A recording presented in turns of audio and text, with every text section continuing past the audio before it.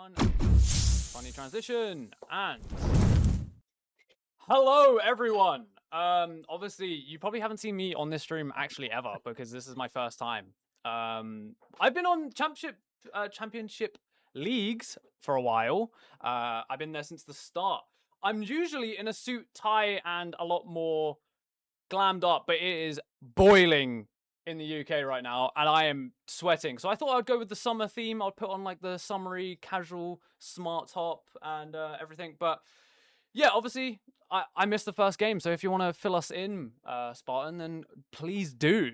Yeah, just goated play from Leeds Eternal, to be honest with you, buddy. Good control, good ult usage, good flanks, and brilliant vanguard. So it was really clean play from them, but we've got more action to be bringing people now, just waiting for that one We to be ready do. to go. But yeah, buddy, you are right. It is very warm here in the UK. It's summer in Marble Rivals. It's summer here in the UK. It feels like it. It is boiling up in the attic that I'm currently in right now, bro. Yeah, I'm not actually that far from you. I'm only a little bit well, I'm a few hours down, but I'm still very warm where I am. It is definitely a warm day. It was all right in the morning. It was quite cool. And now it's yeah, I'm actually just dying. Like genuinely I'm like sweating over here. And it's meant to get worse I next know. week, so I can't wait for that. Dreading it, buddy. I have a Um massive fan yeah, downstairs, I'm right? And my partner was like, "Do you want to bring it up and have it like here whilst you're casting?" I'm like, "But that'll be massive on the screen." But I'm seriously yeah, debating it. I have a massive industrial fan sat next to me, but if I turn it on, it would be the only thing you hear.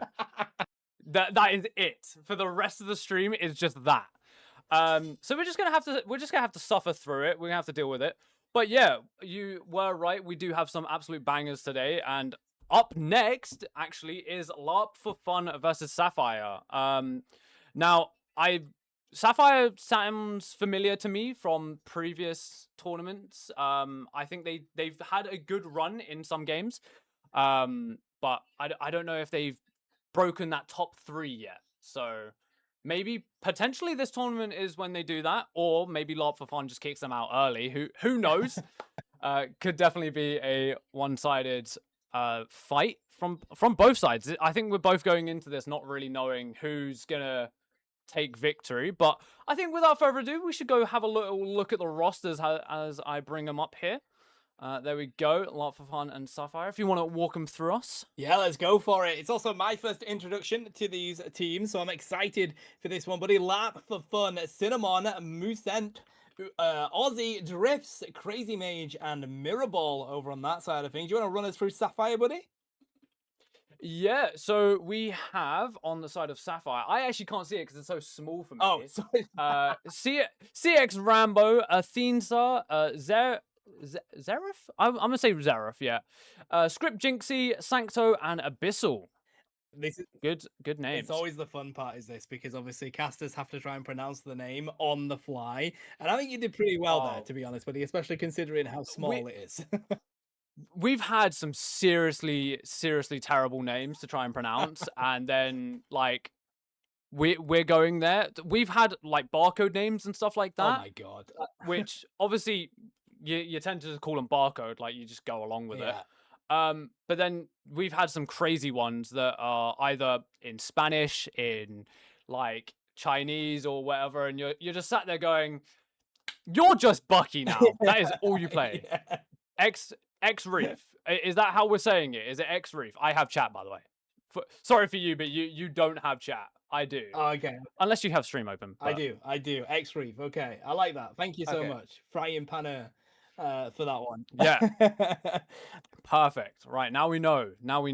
Okay, but Marvel Rivals, for some reason, I'm also now observing. Luau, who was old producer for the first game, who did an amazing job. I think I caught some of it. Yeah, he has a observer that he takes around with him, and obviously he does all of that. I do it all myself, so this is great. I'm doing 3 things at once. I'm running the stream, I'm running the game, and also I'm casting. But Marvel Rivals has literally just told me I'm not in a chat channel, so I'm not allowed to talk to the players. Oh, not allowed. Just to really spice things up, you know, make it even more difficult. Keep you on your toes, man. I like it. Yeah, of course. Like, why wouldn't it be? But all right, it should be working. Now,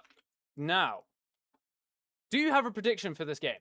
Well, Actually, I'll take it back to us. yeah, bring it back to our beautiful faces. Well, listen, Yes. what I do love about the Heatwave and being here is that the plan is to be a regular and get to know these teams.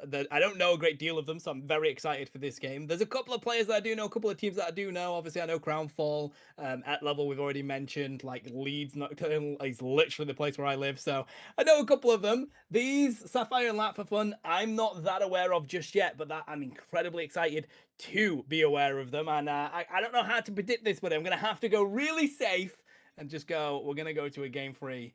It's a coin toss on who wins. Yeah. You know what? I think it's gonna be a clean 2-0 from. Oh, Come on, brain. Who do we think? I'm gonna go clean 2-0 from LARP for Fun. audacious! I think that's my prediction. It is audacious, but I like to be audacious. I'm still trying to get these teams to let me talk to them, but it's just not working. It's really not. Let me in. Let me please talk to them. I also don't actually know who's like lobby owner. Because yeah, why not? Make it entertaining. You know, just yeah, why not? Hey, that's esports. That is tournament organization. It happens. I don't think I've ever been involved in a production where there isn't some sort of issue going on. Of course. You know, that's the way it is. But it will have been kept on our toes, as I've already said. Hyped for this, though. I mean, we're kicking off with domination, right? So it's what we do see is a lot of Hell's Heaven that people love to go for. And that is very much the Marmite of domination maps. People love it. People hate it. There's no in between with that. Yeah, I would say, as a lot of the majority goes for Hell's Haven, I absolutely love Clintar. Or Celestial Husk, if you really want to call it. Its official name. I think it's a great map. For some reason, I like the long line of sights that you can get straight to spawn doors on. I don't know the actual, like, you know, the individual map names, but that one map where there's the massive spire in the middle of the point, and you can look into both spawns. I think that is the goated map. But I'm not against Hell's Haven, you know. I'm definitely one for it, I will say. But as you say that, we're going back to Hell's Haven. I knew it, bro. Yeah, if we go over to the map selection, we have actually rolled into the Hell's Haven, so fair play. Do you know what we might see comp-wise from these lot? Nah, I mean, on this map particularly? Not yet. We're about to find out. I can't wait to see people get their picks and see what they put importance on with bans and protect. We've just seen it in the previous set with Leeds Nocturnal and No Signal, and just seeing what was so important. Of course, that Gambit was #1 that people were trying to get hold of, and as we see here. Oh, there it is. Great banned out by both sides here, bro. Yeah. I mean, this character is literally a consistent server admin no matter who it's put on. And when you get to that top level, it just shows how much more oppressive it really can be. Does look like Sapphire is opting for that Daredevil save rather than going for the new Scott Summers, who's obviously been introduced, that is being Cyclops.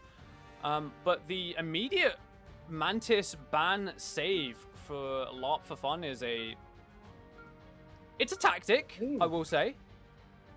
But obviously, not one that we haven't seen before, I will say. No, it is interesting. I'm very surprised that Cyclops hasn't been entertained here by either team, and banning out the Mantis and protecting it is incredibly interesting from LARP for Fun. I can understand, like, Soul Resurgence, you're really good at powering up your teammates and providing a decent amount of damage yourself, and it looks like the Luna as well. I mean, are they just going for all the damage strategies here on the side of LARP for Fun?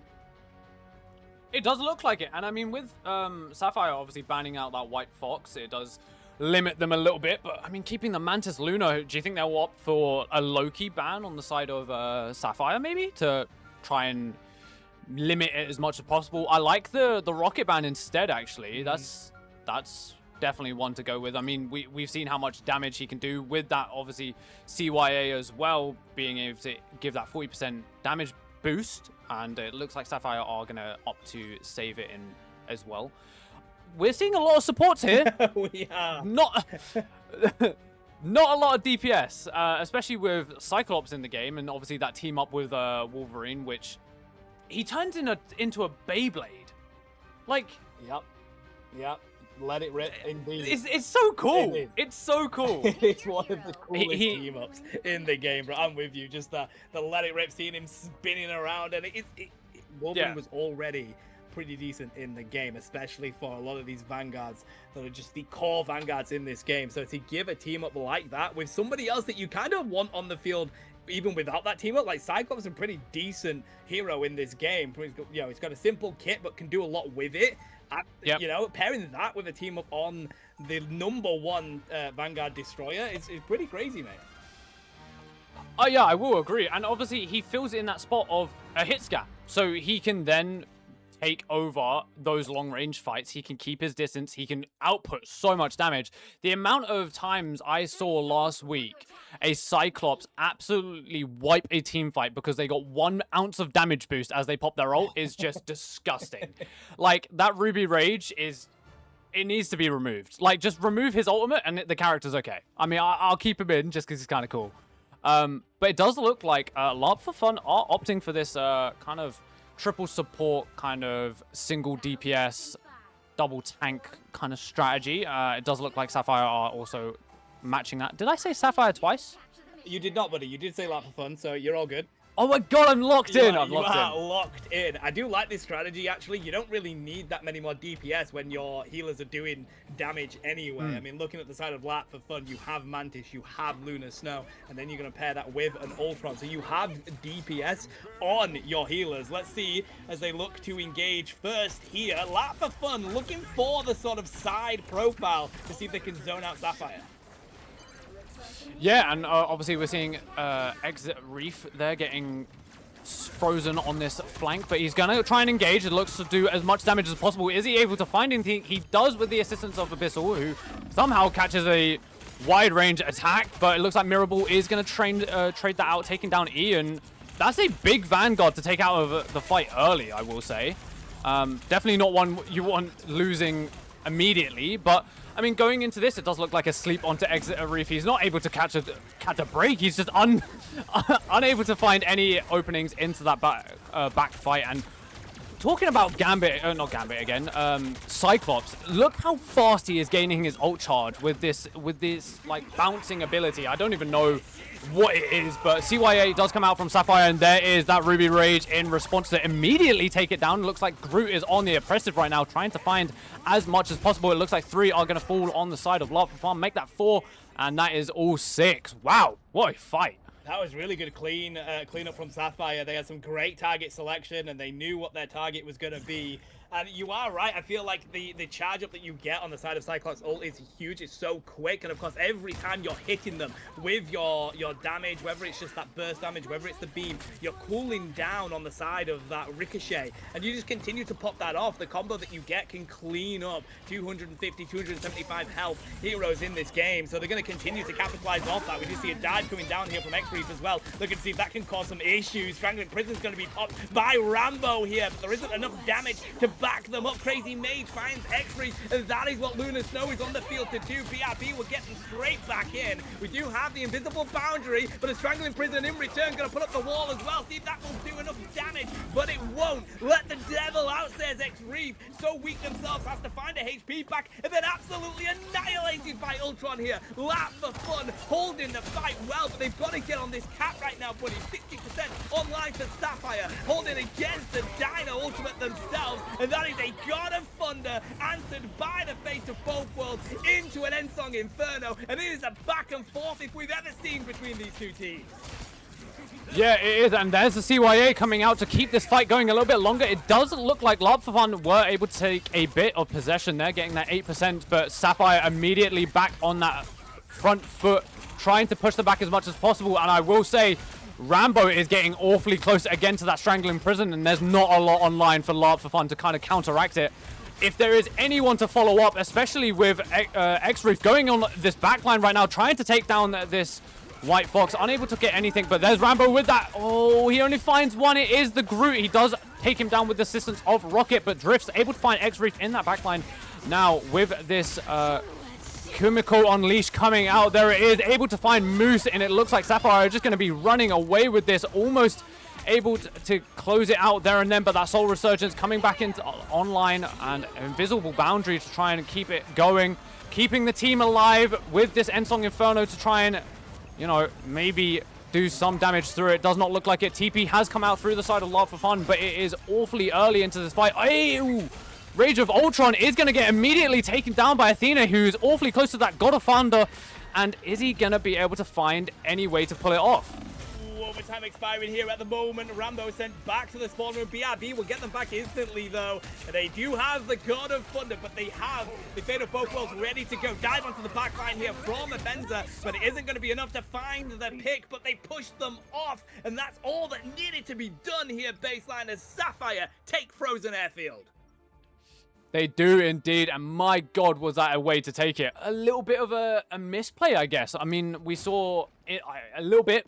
We saw in the back of them hopping off to try and keep their distance from the Groot who was just charging towards those two players on the left, and then with that God of Thunder pushing the Lunar Snow back, pushing the Ultron up into the air, they ultimately just hopped off the point, which not what you want to do when there's that little time on the overtime. But sometimes it just can't be helped. Now, looking at the scoreboard, though, they're all pretty even. I mean, Athena's able to keep that unkillable stat on the tank, which I find, as a tank myself, very impressive when a tank is able to keep themselves alive no matter what, no matter if their supports are going down, which they haven't, by the way. But it does look like X-Reef is finding it a little bit tough in this game. Unable to really find that entry, I will say. Yeah, that's what I was going to point out next as well, buddy. And they might need to consider moving away from the DD, which I didn't think I'd say in this game. I think it's such a strong hero, but they have got an answer for it on the side of Lat for Fun. That is the one thing that you've got to keep an eye on. It feels like Drifts is answering well to the dives that we're seeing from X-Reef here, and you can tell because the strategists haven't been KO'd yet on the side of Lat for Fun. You've got to get more out of these dives. Yeah, you definitely do. And obviously, going into this next fight, this Wolverine's going to gain so much damage. Look how quick he's taking down this Thor and Groot, who are just standing on their supports. But it doesn't mean much, as 3 have already been taken down, looking to be a 4th as well. There it is. 4 down on Lot for Fun. Hulk going into his small little baby form, unable to find that rage within. And that is Lot for Fun getting taken down again. Very clean fight from Sapphire. They're able to find that one pick immediately and instantly convert it into the next 2, 3, sometimes even 6. It is huge. I gotta say, as if to prove our point, X-Reef locked in there, finds the pick onto the side of Mirror Ball, and as soon as you have that strategist down on your backline as a DD, it makes the difference, and we've literally just witnessed that. So X-Reef needs to continue to lock in, nearly ready with that Let the Devil Out. Rambo's with a Strangle Prison as well, and they've got strategists also ready to go. They've got all they need here. Strangling Prison's going to be popped by Rambo. Doesn't manage to find a pick with it just yet, though. The heals coming out from Lat for Fun are on point, and the Deadpool is going to do just that. Pop their ultimate at the moment, try and hold off this offensive power. X-Reef will dive into the backline with the Let the Devil Out. That's what you need to do, but can they find the picks? They managed to find Mirrorball, Moose DM down as well. Drifts falls, and that is a clean up from Sapphire. Ian is going to be stalled on out. The stagger. That is clean from Sapphire, mate. That was amazing, and they had the ultimates to play it off. They used 3 ultimates. Obviously, that early Groot Strangling Prison to keep them all at bay while they kind of set up. We saw X-Reef going on that back line, waiting for the opportune moment to go for that Let the Devil Out, and as soon as that went out, everyone else backed it up. We saw the God of Thunder, we saw the CYA, and that amount of damage at that once is just impossible to kind of deal with if you do not have a support online. And it does look like X-Reef going back in, but the Elsa Bloodstone keeping him at bay, forcing him to go back. Does look like this Devil Dinosaur is going to try and throw the Groot into the backline of it to the final fall, but Kumiko Unleashed is coming out, but in response from lot for fun. We're seeing that Glartrox, we're seeing the Psionic Seduction, and it is able to wipe down Sapphire. Athena's able to find his way away from the fight somehow. He saw it go down and he was like, I'm out. I'm not getting involved this time. You know, I don't want to sacrifice my perfect KD right now. I'm gonna just take the high road, you know? Yeah, I mean, they did use a lot of resources to that just not for fun. They're not too far off the Fortnite Pound and, of course, the Devil Beast Rampage, so they're going to have to build that up quickly here as Sapphire already have ultimates ready to go. That is why we're seeing Lat for Fun playing so far up here, trying to see if they can find these picks and get themselves back onto this. Sapphire pulled off now. This is a good approach coming out from Lat for Fun. Going to pull out the Fortnite Pound, but can they find a KO on the Vanguards? No, they can't. Athenza does fall, but they managed to find a KO in the meantime, and the BRB, that is a game changer of an ability from Raku, because Athenza is straight back in, and they've got God of Thunder ready to go if needed. Yeah, they do, and it does look like they don't even need it, to be honest. They're able to take down that Emma Frost, and now with them all coming back, TP up and available though, and it is going to get taken off, but there again, not a lot on the clock. And there's not a lot of HP keeping them alive. Only one person able to try and stall this out, but it does look like it is only a Wolverine, and he can only do so much. But there's the Let the Devil Out to try and force them back through that portal. Unable to get back through. God of the Thunder as well from the side of Sapphire. Is it able to find anything else with the assistance of X-Reef? It does, and that is Sapphire taking map 1. Clean from Sapphire, and unfortunately, Lat for Fun just simply ran out of time, ran out of luck. As soon as Sapphire were pushing onto that point in that final moment, they had every ultimate they needed, and no answer was there for Lat for Fun, and a truly deserved MVP here for Athenza. I really enjoyed the 4 action that we saw there, buddy. It definitely was. It was amazing. Obviously, we saw that one death, and then immediately, BRB. He was back in the fight. He basically didn't die the entire game. Like, he was in every single fight till the end, no matter what. Apart from the one where he ran away. I mean, we won't talk about that one, but he was keeping the KD. And it paid off, realistically. It did pay off. But we'll go back to us, because obviously that was an amazing first game from Sapphire, able to take that 2-0 lead.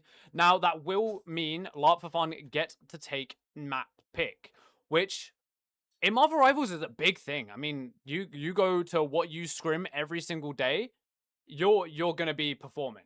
Yeah, I think the difficulty is that it's convergence on the next map, I do believe, which Yes. kind of, gives itself to, as we saw there coming out from Sapphire, they're very good at holding an objective baseline. They've just got to hold that objective for 4 minutes against Lat for Fun, and we did see multiple times there that they were capable of doing that. So convergence in itself can be difficult if you struggle on the domination side of things in Marvel Rivals, but they do have the option to pick what map they want to go to. So you can go to the one that you have scrimmed the most, that you feel the most confident on. So looking at the predictions we were going through, buddy, I still believe Lat for Fun are able to pull this back and take us to a game 3. You sticking with a 2-0 victory straight out the gate? Yeah, I'm rooting for it. They're gonna reverse sweep. They're gonna all of a sudden wipe that one off the leaderboard, and it's gonna be a 2-0 for LARP Fun.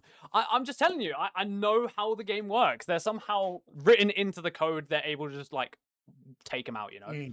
But with saying that, we are going into our next map pick, and to be honest, Convergent, we see Central Park all the time, every single time. But this time, we're actually seeing a Hall of Dajaliah, isn't that? Let's see. I swear that's a. Okay, never mind. I'm thinking of Burning T'Challa. Sorry, yeah. I'm domination brained. But we are going to Hall of Dajaliah, which I like it. I like it's a good map. I mean, there's a few kind of niche setups that people like to play with that. Like, I say niche, you play 3 on the upper ledge near their spawn, and then you run a little bit through. But going into the ban phase, do we think Cyclops is going to make it through? He wasn't actually used all too much last game, I will say. I was quite surprised at that, to be honest, but I think neither team has that much importance put onto it. To be honest, it would not surprise me if Sapphire just run this back with their typical picks and bans. No surprises there with the Gambit. I think Lat for Fun entertaining the idea of going back to those strong sort of DPS strategists, which did work for them in the first submap of that domination. It definitely struggled on the side of Sapphire with some of that dive. We saw the strategists not get taken out a single time in the entirety of that submap 1.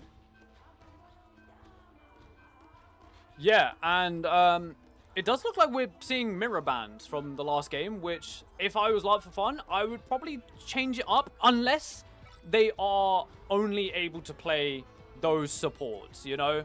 And they know that that's the strategy. They are opting to ban out that rocket this time, which was obviously giving Sapphire a very big step up in fights. Yeah. With that CYA able to keep the Daredevil doing so much damage, the God of Thunders then damage boost. Obviously, it keeps people coming back with that BRB. I definitely think it's a good choice to get that out of the game. Saving it as well. Wow.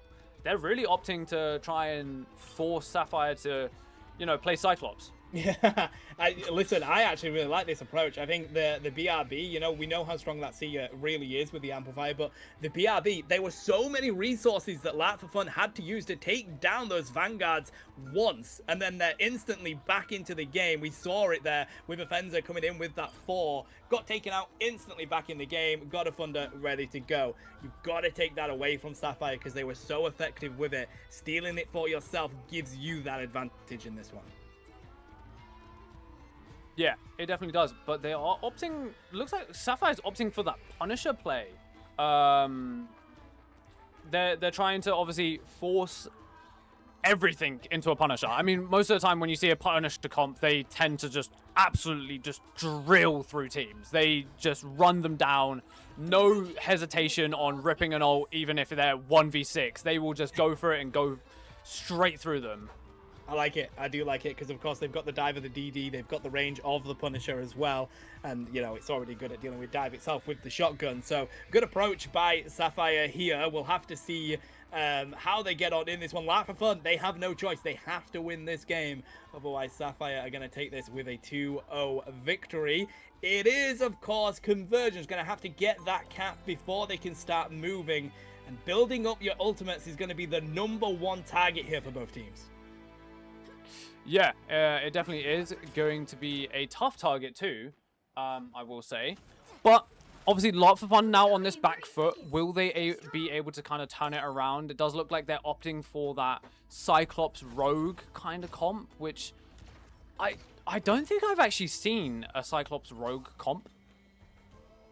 Usually you see the Rogue with the Gambit. That's basically the only time you see the Rogue, from experience, that is. We're seeing a lot of group matches, and with obviously Sapphire now opting to play that Punisher comp, it does look like Lot for Fun are going to be a bit on the back foot. They do have Cyclops though, so I mean...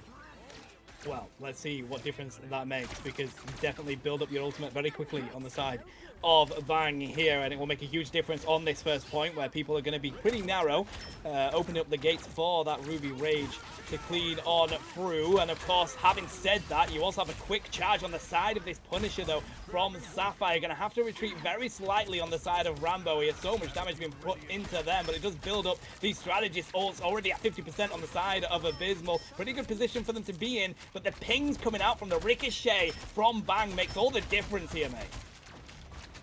Yeah, it definitely does. And obviously, with how quick Moose is also gaining an ult, they do have the Loki runes out and gone. Now, Athena is going to get a trade after Ian gets that first blood. Now, Athena's getting awfully low, though. Able to find his way out. Does kind of get away with his life. Now, Cyclops getting close to that ult. Moose does have that Strangling Prison. Gonna rip it early. They hit no Loki runes, but obviously that invisible boundary is up and available. Able to keep them alive. X-Reef with the Spidey plays. Able to find one pick onto Moose. Now going into the next fight, trying to find another. It does look like a Strangling Prison onto the backline. When did Rambo find the backline?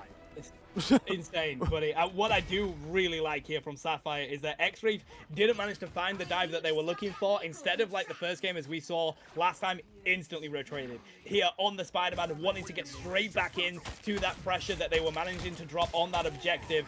And it worked really well for them. They've got plenty of ultimates ready to go. Couple nearly there on the side of Lat for fun. This is going to be an interesting neutral here as we get a Croach around this corner.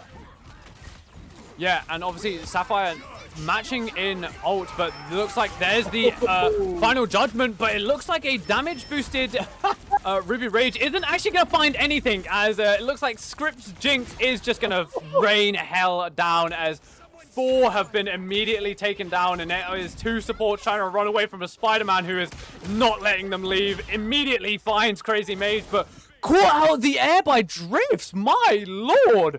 Drift indeed, buddy. We saw that man drifting around in the air. Good pick there, to be honest. X-Reef was really looking for that second strategist, and they were going to make a huge difference. But it's still momentum on the side of Sapphire here. They've got that movement. We're going to see Heartbreaker popped out here. That's going to at least reduce some of that damage. But it is going to be the spectacular spin in the background here from Sapphire. Manages to find some good picks as X-Reef is going to reset Lat for Fun's position here. Yeah, now, obviously, we were seeing, well, we actually saw CYA come out from Lot for Fun, but I don't know where it was placed, but Strangling Prison from Sapphire is trying to force them out, from Lot for Fun, is trying to force them out of the invisible boundary, but it looks like Sapphire is still in this driving feet, and there is the Strangling Prison from Sapphire, able to find a lot of them, make that 3, but only 1 to fall. Loki runes are going to be forced out. Does look like Drifts, however, is now on the Punisher himself and is causing mayhem as he is starting to rip through. Athena's getting awfully low, somehow makes it out of that fight. I genuinely do not understand how this man is still alive. God of Thunder up and available. Is he able to find anything with it? It does look like they are starting to be forced back. For the first time in this fight, Sapphire are forced away from the point. Yeah, they're going to have to regroup here. There's just a little bit too much DPS coming out from Lat for Fun, but I tell you what, strategists of Sapphire need to take a bow at the moment. If you can keep Offenser on their feet, which has been a huge difference to Sapphire in this one, that is how they keep the oppression on. We already have used the ruins coming out here from the side of Loki. Now we're going to pair up. It isn't got a Mischief, going to pair that with the invisible boundary, and that opens the gate for Script to pull out the final judgment and walks through the line of Lat for Fun. That looks like it's going to be a Cat, but no, Cat gets back onto it, holds it for the moment, but will it be strong enough? Because shotgun in the face, that goes through. Sapphire takes it. They do indeed. Now, I will say they did use 3 ultimates, though, for that fight, which, to be honest, I think fair enough. For getting second point, to confirm that they get over that line, they have that final push, basically, it within sight. I think it's always worth it to use as many resources as they did. Now, going into this, it looks like Lot for Fun are going to TP back with this final judgment, which is immediately responded by with a invisible boundary. It does look like they are also going to find 2. God of Thunder, though, is going to get cancelled mid-cast. Fates of Both Worlds to try and keep their Lot for Fun still in the fight. Now, Moose is kind of building that Eye of Agamotto pretty quick, but Strangling Prison from Sapphire able to only find Moose, who is still somehow alive with that CYA to keep him up. Now, damage boosted Heartbreaker trying to find this Loki, trying to stop him from being able to TP out, isn't actually again able to find anything. Bang is going to find X-Reef, though, and again, Sapphire back on this back foot, trying to find a way back into the fight. Ooh, okay, finding the pick onto the Bang, but they're going to be able to get back very quickly. Right now, Moose does have the Eye of Agamotto ready to go, but Sapphire has all the advantage. Another double coming out. There's the Eye of Agamotto. Can they clean up with it, though? X-Reef is found Rambo down, and they finally take down Offenser. That is a brilliant hold for Lat for Fun as we get just to the 2-minute mark now. But this is why Sapphire used all of those ultimates to get to this position here, buddy. They know that they've got 2 minutes. That's a lot of team fights that they can use to push this. Yeah, and looking at their ult charge right now, they're close to that invisible boundary. They're close to the Loki copy, and there it is. Immediately, the Let the Devil Out coming out onto the back line. Is it able to find anything? It does find the Lunar Snow, looking to try and get this Punisher as well. Frank Castle, however, is also going to fall. I thought he was going to get a trade. I thought he was going to find some opening into the fight, but it does look like Thor is now doing what Thor does best, especially on Athena. Actually going to get taken down by Mirrorball.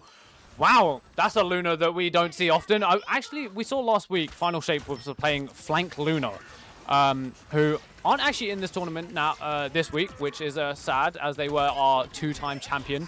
CYA, however, coming out from the side of LARP for fun to try and keep this momentum that they found on taking down Athena's, but Athena's already back. They're just waiting. They're waiting out that CYA. Look at this patience from Sapphire. And now going into this next fight, it is going to be tough. Yeah, Strangling Prison ready to go, but Rambo's taken down before they can even utilize it. We do have the Judge, Jury, Executioner coming out here from Script. And I love the God of Mischief pairing there from Sancto to get them at least in this position where they can look to get something out of it, but they don't. Not finding a KO in a final judgment is game-changing here, buddy. And Sapphire are backed up once again. Strangling Prison popped out from Ian, and they are going to be able to hold Sapphire at the moment. Drift's looking to see if they can stop the flank coming onto the side of their own Groot, and it is going to be final judgment time from Drift. That's enough to back them off. Can they find the pick? Get Script down. All advantage lap for fun as they do manage to hold them at this corner. Yeah, and with 20 seconds left, this is going to be a very tough fight for Sapphire. They need to get that TP up and available, well, up and ready and going. They do, however, have that God of Thunder Strangling Prison combo, which could immediately wipe this entire team. They have nothing in response to that. Oh, if it does come out, and it looks like if Rambo sees an opportunity, he's going to take it. They're all starting to group. He's going to find it, but it's not going to be quick enough, as that is a Psionic Seduction Ruby Rage coming out from the side of Lot for Fun, but it looks like 2 have already fallen. That is the Strangling Prison God of Thunder combo. Looks like Lot for Fun are on their last legs. Only 3 up and available. They're trying to do what they can, CYA, but they don't touch. What are we doing? Wow. This is honestly why I'm loving the God of Thunders coming out from Offenza here, because what we've seen them do twice now, buddy, is utilize that just to force the retreat from the strategist on the side of Lat for Fun, and that means that they're backed up. They've got to get out of the range of that damage landing on them and then dash back to the point, and in the meantime, you're dealing with the damage that's being dealt from Script and Rambo on that point, and it was a cleanup coming out from Sapphire. So good pressure from them once again. I mean, I really enjoyed the strategist response to that Strangling Prison that came out of Rambo, but it just wasn't enough, unfortunately, and picks did end up coming through. Yeah, they definitely did. And I will say, as I said before, as soon as they got over that 2-second point mark and they used that many resources, all they had to do was just push it a little bit further each fight, and then as soon as they got to the end, that was it. They just slammed everything. They used what they can, when they can, and just hope to God that they were able to wipe them. And they did just that. They immediately capitalized on the amount of ults that they had. They capitalized on the amount of eliminations they were able to find. And they pushed it as far as they needed. I am enjoying now. I see why people were so hyped to see X-Reef in this game. Now we're seeing the effectiveness of their dive capability, buddy. They are managing to find picks. They're managing to stay on their feet. And that has been a big difference in this game. But I think for me, I can't keep my eyes off Offenza. I think the foreplay coming out of this player here is just absolutely insane. Yeah, he is definitely being a absolute carry at this point. He is forcing so many fights. He's forcing so many positions to be revoked from Lark for Fun, unable to kind of take high ground. If he wanted to, he just jumps up into the high ground, he tells his support to come with him, and he just goes in and he causes chaos. But they're trying to take this back angle, forcing them onto the point and then trying to capitalize on them. That's what I'm thinking that they're trying to do. As soon as they find that opening, they're going to look for it. But it does look like Moose is actually going to find first pick onto Rambo. That is a tank down. CYA...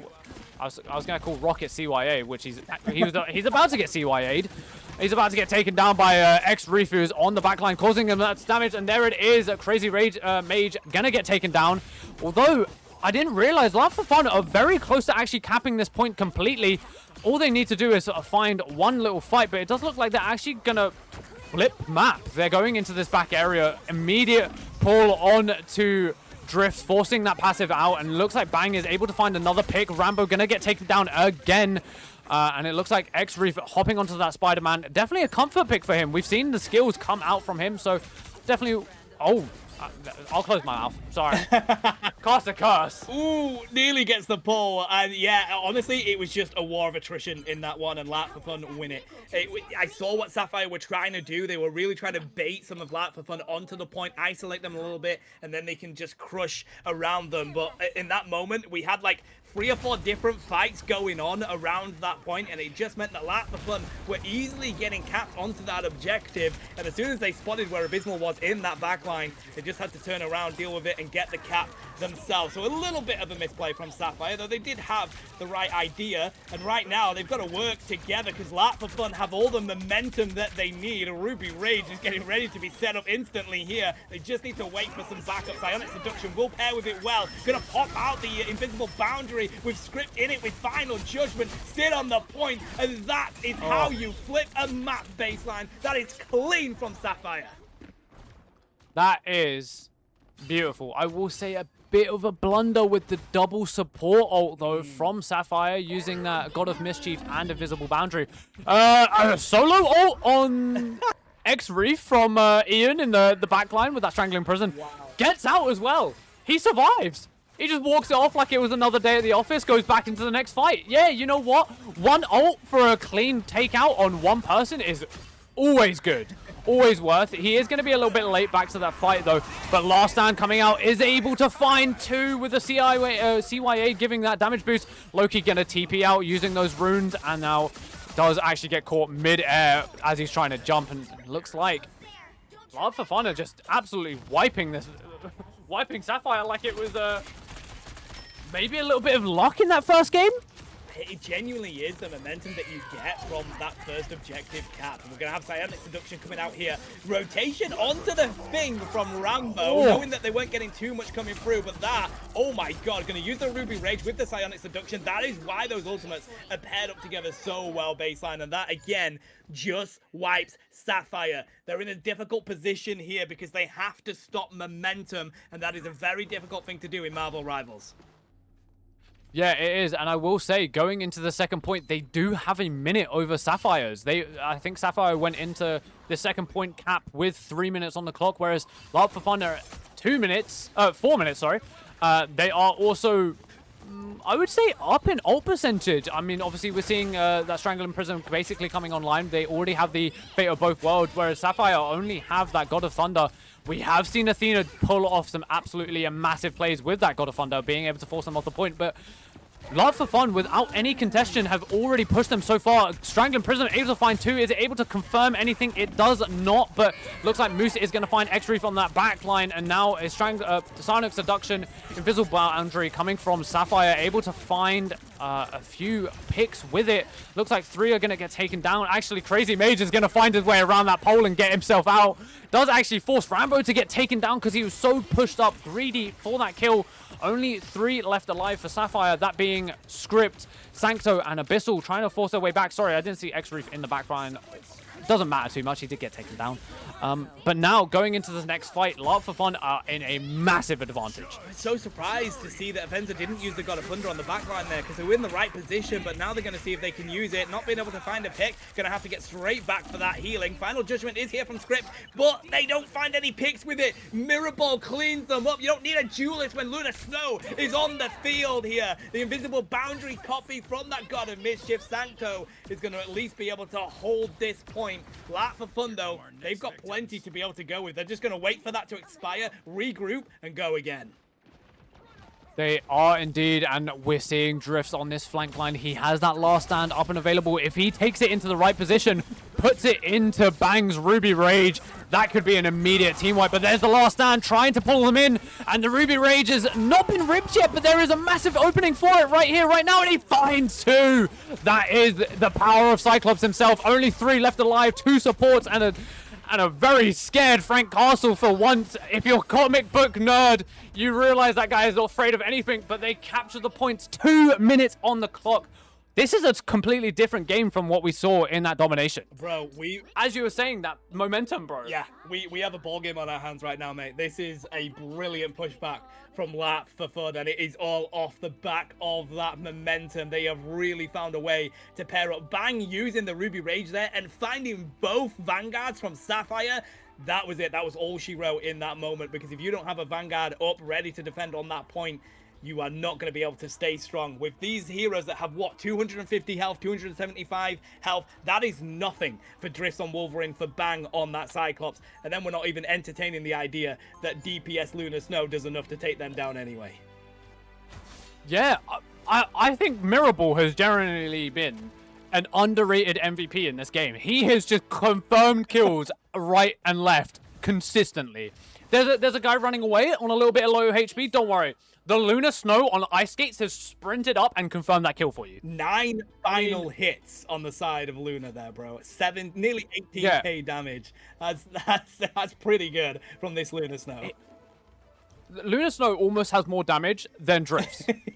And, like, that is insane. I mean, he is absolutely performing on that Luna. Definitely an MVP for me, I will say. But we've seen good confirms on these ults, though. Not a lot of misplays from Lot for Fun. Definitely able to find as much opening as possible. I mean, Drifts forcing that immediate fight with the last stand, and then obviously Bang confirming the fight. But going into this next stage, not a lot of time for Sapphire. They need to find a very quick opening, and they need to find it like basically now. If they don't find an opening pick within the first 30 seconds, it's basically going to be unfortunate. But it does look like Sapphire are going to be the ones on the back foot as they lose one immediately. Not what we want. Not what we want. Nah, without having Ian. Oh my god, take a bow, my Groot. But yeah, the difficulty here at the moment is that they only had a minute. By the time you get to that objective, they've got 45 seconds, 40 seconds to get onto that payload. And the issue is, Ian's there with walls, buddy. You've got the damage coming out from Bang in the backline. We're going to throw out a portal here from Rambo. It's the only play that they currently have, and they've got to find some way to get a cap on this. They're about to trigger the overtime. We have a magic coming out here as well from Scripted as they're trying to see if they can get on there quick enough. But all we see from Lat for Fun is turn around, drop the damage. Big walls coming out from Groot once again, and there's not a lot more that Sapphire can do. Huge hold for Lat for Fun. Yeah, that was amazing. Oh my god. I mean, all you have to do is hold them. And they did exactly that. They kept them at bay. They kept them unable to push forward, unable to do anything. And now they have 3 minutes to basically... I mean, they could just literally walk around for 2.5 minutes and then do one massive final push, gain that ult charge, and then immediately close out the game.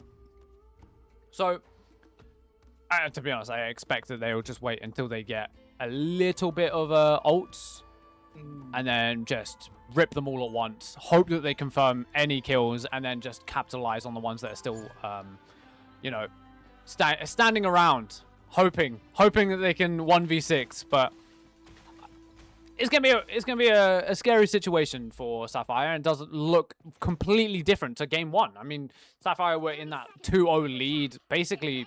What, it was a 200 to 8%. Yeah. If I'm not wrong, and now Lot for Fun are just absolutely storming through them. I guess they just needed a little bit of warm up, you know. Yeah, no, 100%. They're definitely feeling warm at the moment, mate. The difficulty that they now have on the side of Sapphire is that there's enough time on the board for ultimates to come into play in this final push. So they have to make sure that they get their own and they capitalize on the right selection. You don't want to be double strategist ult in. You need to hold that, and you've got to play your resources well here. You've got 3 minutes to hold that for Fun, and that is not an easy task. No, it's not. And going back to that, using double ults, I mean, there's been a lot of blunders from Sapphire, using ults when not needed, wasting resources when not needed. But Athena's able to find an immediate pick onto Bang. But I'm not gonna lie, that doesn't worry Lot for Fun. They still got 2 minutes 30 on the clock. They can lose picks left, right, and center. But as long as they gain ult charge quicker than Sapphire are able to, which with how quick Scripts are gaining that final judgment, it's quite scary.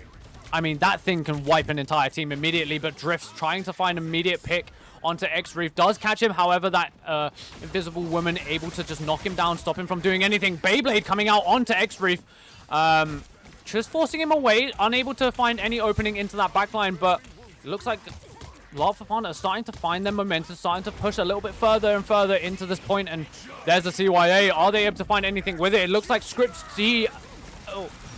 Jinx is going to just immediately pop that final judgment to take down the CYA. and try and find as many picks as possible. Actually unable to find anything. In fact, Ian is going to find a pick first. Now Drift's able to find a second, Bang to find a third, and that's already the game over.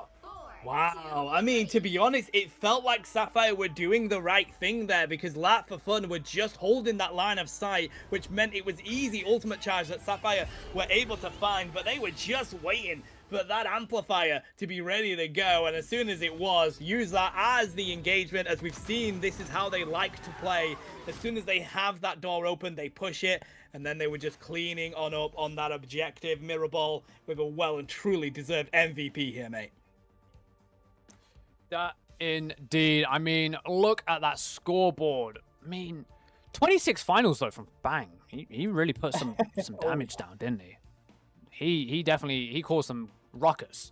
But yeah, I mean, definitely a well-performed game from those lot. But it looks like without even going back to us, they just want to get the game started. They're just going straight into the next one. So we'll just go from here. Yeah. We'll just let them run the show. Looks like we're going to Tokyo, which I'm actually unless they opt for the museum, they are opting for the museum, which I'm okay with that. Now that was a game. That was a real good game. I didn't even get a break. I don't get a break to think about it. Now they want to get this one going, buddy, and Museum of Contemplation is the pick. Let's see, it is Convoy, no objective to cap here. It's all about that pressure and trying to push this payload. And what we thinking, bans-wise? What will we see any differences here? It seems like Rocket Raccoon has been really pivotal for both teams. Yeah, it has. It definitely has caused some issues. I mean, that CYA is just onlined every single team that's basically had him. We saw Sapphire take the... Actually, I think Rocket's been the determining factor within these games. I'd agree. I'd actually agree, which is why I think that's the importance that I think these teams are going to look for. But right now it is just take that Gambit out. It's just the handshake of nobody wants that in our games. Let's go for it. Rocket is banned out here by Lat for Fun. Are they going to go for the Protect as well, making sure that they're the ones with that advantage? Yes, they do. Yeah, and with how powerful it was working for them last game, I don't doubt that they will be able to continue that momentum. They are, looks like Sapphire are starting to learn. They're taking that Wolverine out of play. Are they going to opt to take the Cyclops as well? Or are they just going to keep it open? Maybe ban out the Punisher, maybe ban out that Magneto again, and hope that Lot for Fun don't see it. I mean, they would have to do it on the next pick save. But it looks like Lot for Fun are keeping their ideas. Ban out the Mantis, keep the Rocket, Sapphire keeping with the Venom ban. I guess they just really don't like Venom, which is strange when they have a good Daredevil player. Because usually you want to online that Daredevil with that secondary dive, usually the tank. But I don't know. Looks like they don't have a Venom player? Possibly. I mean, I'm quite surprised that Lat for Fun are not entertaining the idea of taking the 4 away. But because I just feel like Offensive was so impactful with that 4, especially with the backline that they had coming in with the heals. They are going to protect the Lunar Snow for themselves here, continuing to ban out the Mantis. Emma is going to be banned out from Sapphire. Let's see what their final protect is going to be. I mean, it would make sense to, if they've already protected it on the side of Lat for Fun, they could be looking for the ban, so you got to make sure you keep that Lunar as well. Yeah, now, I will say if I was Lot for Fun, I would be maybe banning out that Punisher, forcing them to have to play, or banning out the Cyclops, forcing it so that only Lot for Fun are playing the Cyclops. They're actually going to opt for the Loki, which that could actually be a really good play. Double CYAs? Yeah. Double Fates of Both Worlds. Obviously, if you really wanted to take the gamble, you could force the Loki to take a DPS ult, take a tank ult, but wow. I don't know. I think, yeah, I do really like this, to be honest, from Lat for Fun. You know that you're going to have access to these strong strategies that you've been using. As we say with the Loki ban from Sapphire, though, of course, Lat for Fun can't, they can't use that. Lat for Fun can, so they can pull out that God of Mischief for Mirror Ball, so they've got a double really strong strategist ults, as well as still being as Luna for a little bit, which does a decent amount of damage as well, buddy. So it's kind of opening the door here for a really smart play from Lat for Fun, and they didn't have to use a Protect for it. Yeah, and I know Elsa got a little bit of a... Well, how bad was the nerf, would you say? On Elsa? Yeah. Not bad enough. I was going to say the same thing. I was going to say I don't think she was nerfed enough. But I saw the little bit of the Elsa hover, and looks like Drift is actually going to opt for playing the Star-Lord, who I think is the most... I wouldn't say balanced, because he is very, very powerful, but he does have a good fit within the meta. He is pretty bog standard at that high level, and he does confirm kills. He is also easily kind of countable if you know what you're doing. Definitely need to know what you're doing, but I'm liking this from Offensive once again on the 4, up in the face of Lat for Fun, pairing that with Rambo. The Vanguard line is really strong from Sapphire, and they're just going to continue to use that to find these picks. We were talking about momentum in that previous game here, buddy. Oh, it's the 1v1 with Rocket, but Rocket gets the upper hand. X-Reef is sent back in with the assistance coming out from the Star-Lord. Yeah, that little minigun does a lot of damage up close, and I don't actually know if Lat for Fun are going to be able to get back in time. They do open the TP, but I will say not a lot of ult charge on the side of Sapphire. I mean, Lat for Fun are pretty close to that CYA Ruby Rage. However, if Drift is going to get taken down immediately, that's not very good, as now obviously Athena's is just going to use that momentum, start to walk them down. Moose going to get pulled to the side, instantly taken down. That is 3 down, and they're unable to touch, and immediately the point has been captured. Yep, and we do have a God of Thunder ready to go. If it does need to be used, Crazy Mage is going to throw out that amplifier here. Will it be enough, though? Because it is captured. The spawn room is right there. There's a lot of resources you're using just for Sapphire to be ready to go instantly. Sancho doesn't yet have that invisible boundary, but they do go down. Can they find the picks, though? Because right now, Sapphire have the momentum. Lat for Fun have to walk a long way back from their spawn room here, buddy. I wouldn't have used the ultimate there. No, I also probably would have just kept it, but maybe they know something we don't, you know? Let's hope, because right now, this is advantage Sapphire. They've got 5 ultimates, shall I say, with Script just getting that Ruby Rage ready to go, opposite 2 on the side of Lat for Fun. So going to pop that Galactic Legend instantly here on the side of Drips. Going to see if that's going to be enough to find at least some picks. Doesn't just yet, and that is a tough position for them to be in, because Sapphire have all that they need to offensively push this through now, trying to break through the line of these Vanguards. Mirrorball's going to have to use the Fate of both worlds. Not having any more ultimates to pair with alongside that is huge here, as Lat for Fun are not able to hold on through the invisible boundary, and it's Script that's going to find 2 on the side of the Ruby Rage, and X-Reef wins the 1v1 this time. Bang sent packing as well, as Sapphire clean up Lat for Fun. I just want to talk about how powerful the damage boosted Ruby Rage is. That killed Luna Snow through her ultimate. Like, immediately just wiped her out of existence. There was no hesitation, no nothing. She was just gone.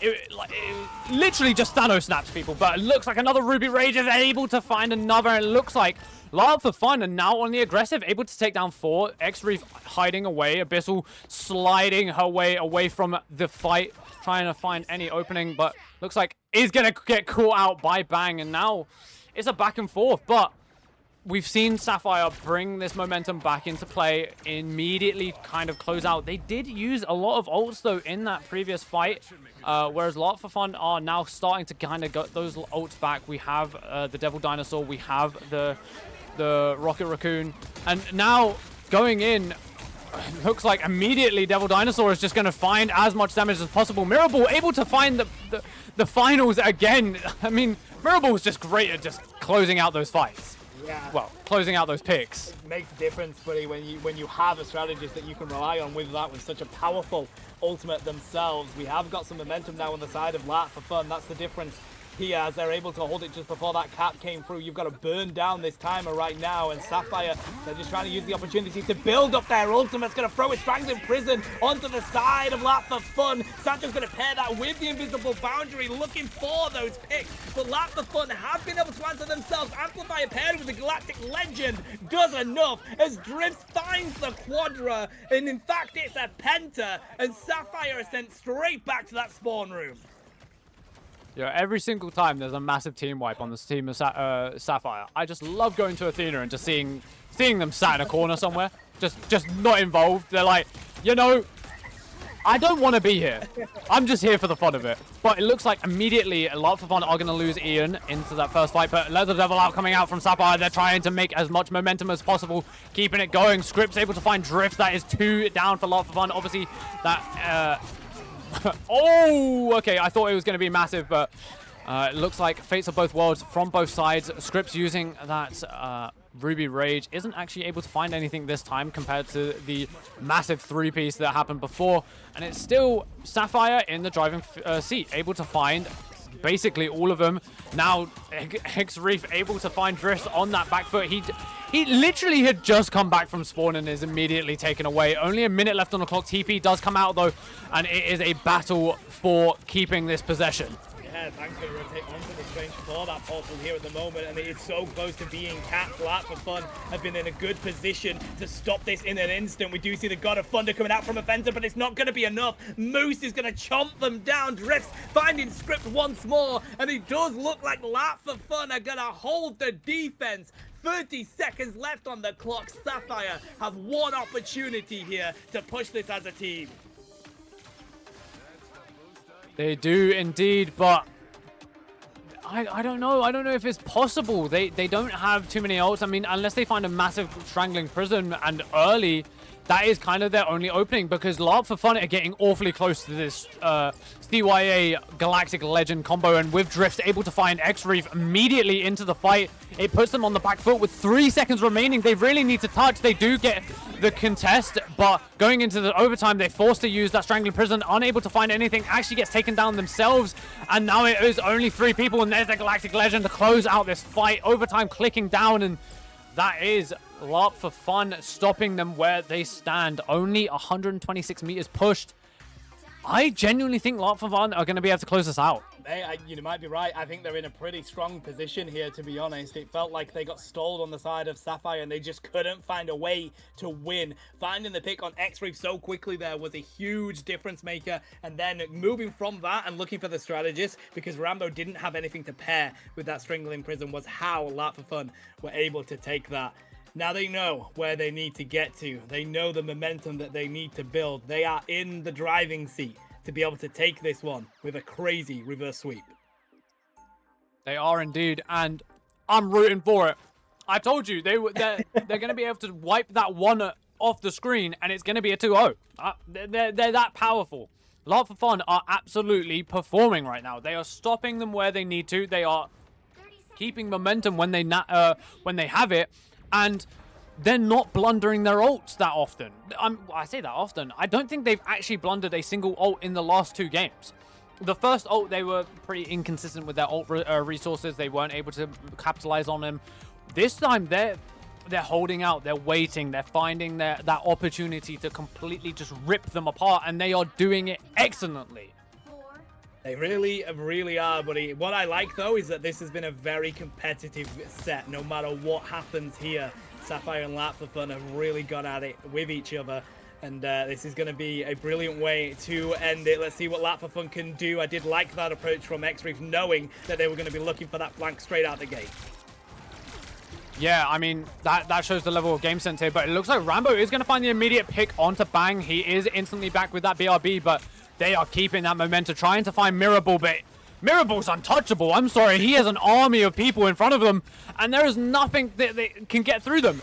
Now, going into this, Ian has had a few mishaps, kind of overextending, finding himself in a position where he does then immediately get taken down. But Larp for Fun still kind of ticking through, finding a little bit of progression here and there.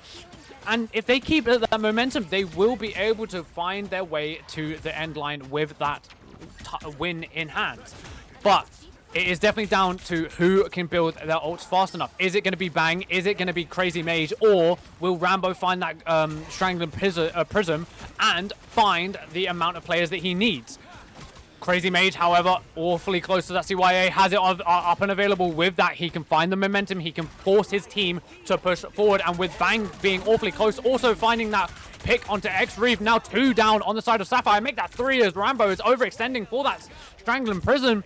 And this is Sapphire getting wiped down. It looks like not a lot of position for Sapphire to find anything. Okay, now, without a sort of portal play here, I think they may be able to get this. And, yeah, we're going to see if we can pull out some sort of portal play. Rambo is going to do it just in time as they push on through. They don't have any ultimates, though, to be able to pair with it. Lots of fun, absolutely do. Not that it's going to be needed to be used, although, as I say that, Abysmal is going to pull out the Kumio Unleashed. But it was a Ruby Race from Bang that did enough damage to make the difference here. Sapphire on the back foot. God of Thunder completely neutralized by that Face of Both Worlds. Lots of fun having to use the strategist ult here, but they can't do much more on the side of Sapphire. Script is taken. Sancto does manage to get the ultimate off. Invisible Boundary on the point, but will it be enough? Because they don't have all the damage that they need here just yet. Sapphire are holding strong. Offenser in the face of this dinosaur gets bitten, sent packing, and lots of fun with some good team selection. Finds the picks, and that is going to be the cap, my guy. That is, and with 4 minutes on a clock, they do not have a lot of distance to go. And with the ult percentage as well, obviously, I don't know if you caught it mid-fight, Drifts went for a Galactic Legend and got frozen out of the sky mid-cast, so he got put back at that 50%. But I like the patience from Ian and Moose not wasting those ultimates when, I mean, they easily could have to try and confirm the fight as quick as possible, but Moose going to get immediately pulled in. However, there's the Galactic Legend from Drift to try and find any opening, but Fates of Both World immediately in response does stop them at bay, but he's still going. He uses that TP, almost catches one off guard, and now X-Reef looking for this. Let the devil out. Is he able to find any opening? Playing very tight-knit, very close, and it looks like that Freedom Charge is going to come out with a Ruby Rage, able to find Abyssal. That is one support down, looking to find any more picks from the side of Sapphire. It does look like they're getting awfully low, especially Sancto, who's trying to jump away, trying to find a way out of this fight. Immediately taken down by X-Reef with the Let the Devil Out into the backline, trying to find the support. CYA in the response. Is it able to find anything? It's not. There's 2. Oh, actually finds one onto Bang as that Let the Devil Out starts to run out. Now trying to find Crazy Mage does indeed do that, and it looks like Sapphire are now back into that pushing aggression and is able to find them back in spawn. Yeah, that was a game-changing Let the Devil Out from X-Reef, targeting those strategists and cleaning up that backline lot for fun. They were really managing to find the picks there. Bang was the main target. They were taking down the strategists themselves on the side of Sapphire. X-Reef with a brilliant response. So now they have an opportunity. 2 minutes 10 left on that clock. They've got to burn this down, hold it at this corner. We do have Moose here looking for the flank onto the side of Offenser. They're going to pull out the God of Thunder here. Will find a pick onto the side of Mirrorball. Sancto also taking down Drifts. They will be back with the BRB, trying to pull them back into where their team is here on the side of this Rambo Dino. And they have managed to push Lat for fun back to their spawn room here. Yeah, but a lot of resources used. That was 3 ults from the side of Sapphire for 1 on Lat for fun. And now with how close Drifts and Bang are to getting those ults online, they can immediately wipe the fight, close out this game, and not even have, like, that much to worry about. They could easily have like 30 to 45 seconds left on the clock after committing all of those ults, but it does look like Drift's getting awfully close here, trying to find any pick onto this Devil Dinosaur. Instead finds Xerath with the assistance of Bang, who now forces out that Kumiko Unleash. But Bang with the Ruby Rage, trying to force the Kumiko Unleash to be immediately take out Fates of Both World from LARP for fun. And are we going to see that Galactic Legend to try and immediately close it out? Instead, we're going to see that Fates of Both World from Sapphire trying to force them back. A minute on the clock. Freedom Charge coming out from LARP for fun. There's the Galactic Legend. Patiently waited for as that Fate of Both World ends. Still unable to find anything just yet. Abyssal is going to get taken down, and there's Ian finding 2, looking to find some more as he turns around, goes back to the point, trying to take out Athena and this Devil Dinosaur, looking to find some more, and that is all 6 down. Well, about to be, as it is all up to X-Riff to keep it alive. No TP up and available, I don't think. Oh, it is actually. They are trying to get the TP available. 26 seconds on the clock. They need to be quick. They need to convert this kill. Only a... let the devil out and a CYA on either side. CYA comes out early, and now it doesn't look like Moose is going to be immediately taken down. Let the devil out, finds one, tries to find one, but it looks like immediately BRB coming back, finds Mirrorball, looking to find the second support. He's getting there, almost close, but looks like Bang's going to fall instead. This might be a win for Sapphire, as Half for Fun are just being murdered. They're being taken out of the game. Not much that they can do. TP is up and available. I don't know what to say.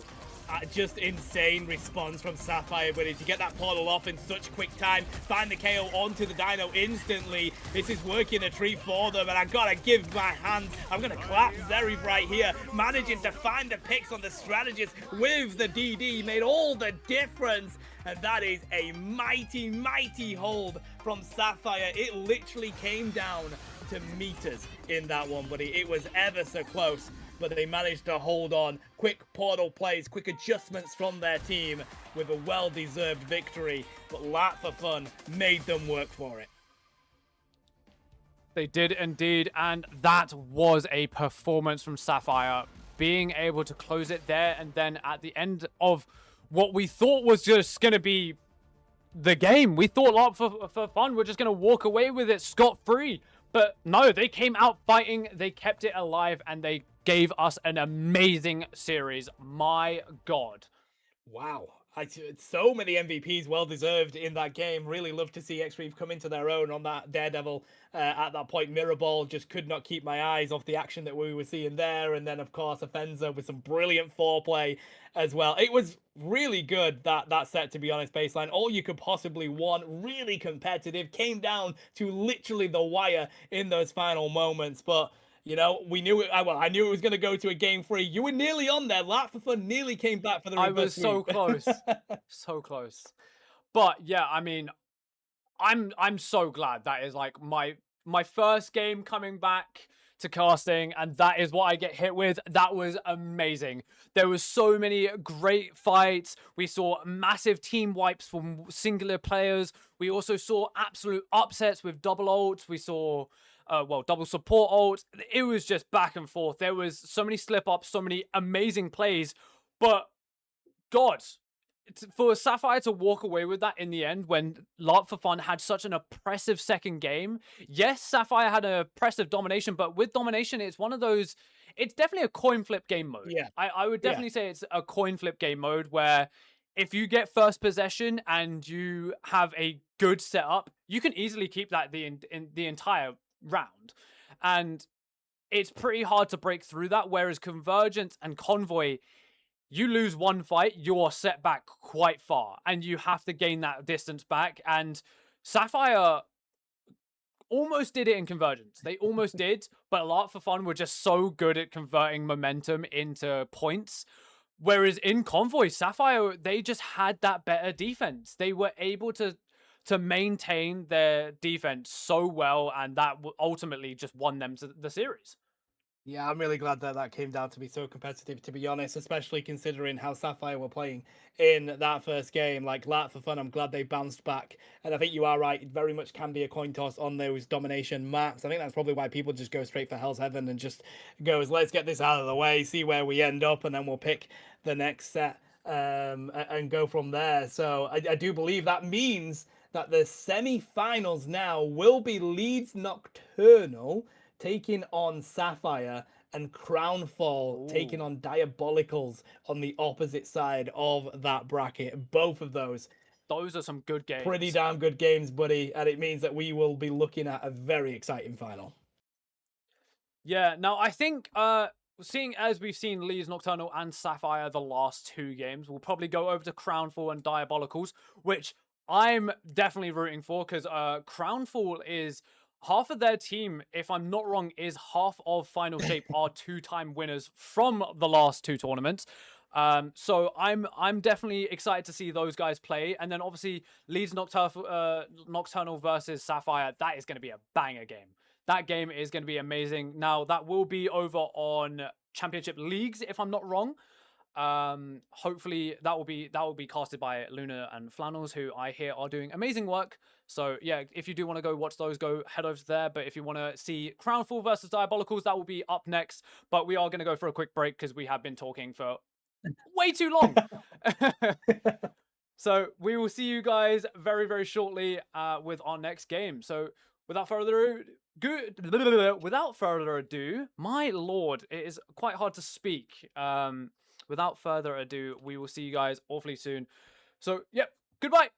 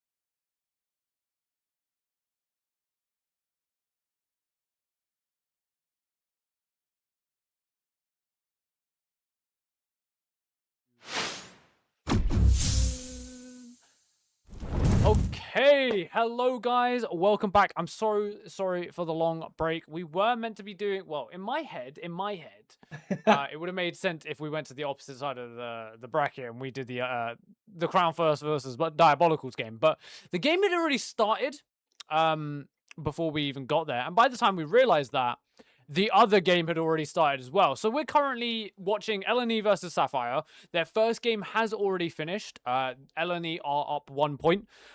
They did just play on Krakoa. We don't know what it was too much. We weren't able to see like the first game, obviously. Otherwise, we would have been here casting it for you. But I do know we have two very strong teams. We just saw Sapphire and their immense, tight game. You obviously saw LNE earlier today, who put on a performance.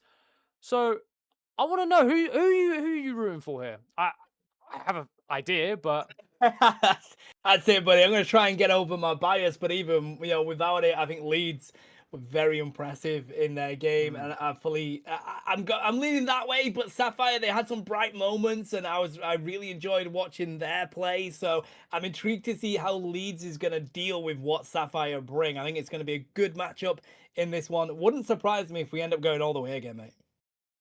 yeah, no, I agree, and I will say the skill level is definitely getting there. Like we're definitely seeing the true skill levels of these players. I mean, we saw in chat, at least I did, a lot of players were like, yeah, this Sapphire is a top 64 team, and they were able to beat out a top 8 NA team who LARP for Fun was. So impressive feat there, and now going up against LNE, who I know they're a very good team. They got second last week against obviously Final Shape. They've had some amazing bracket runs in previous tournaments. They're definitely a team to not underestimate, especially when it starts to get closer to this prize pool, closer to that final game. They are definitely going to start to kick up their game. I wouldn't be surprised if we saw Zillis on his Hulk. I wouldn't be surprised if we saw Effort and Stuffs just turn an entire game like it's nothing.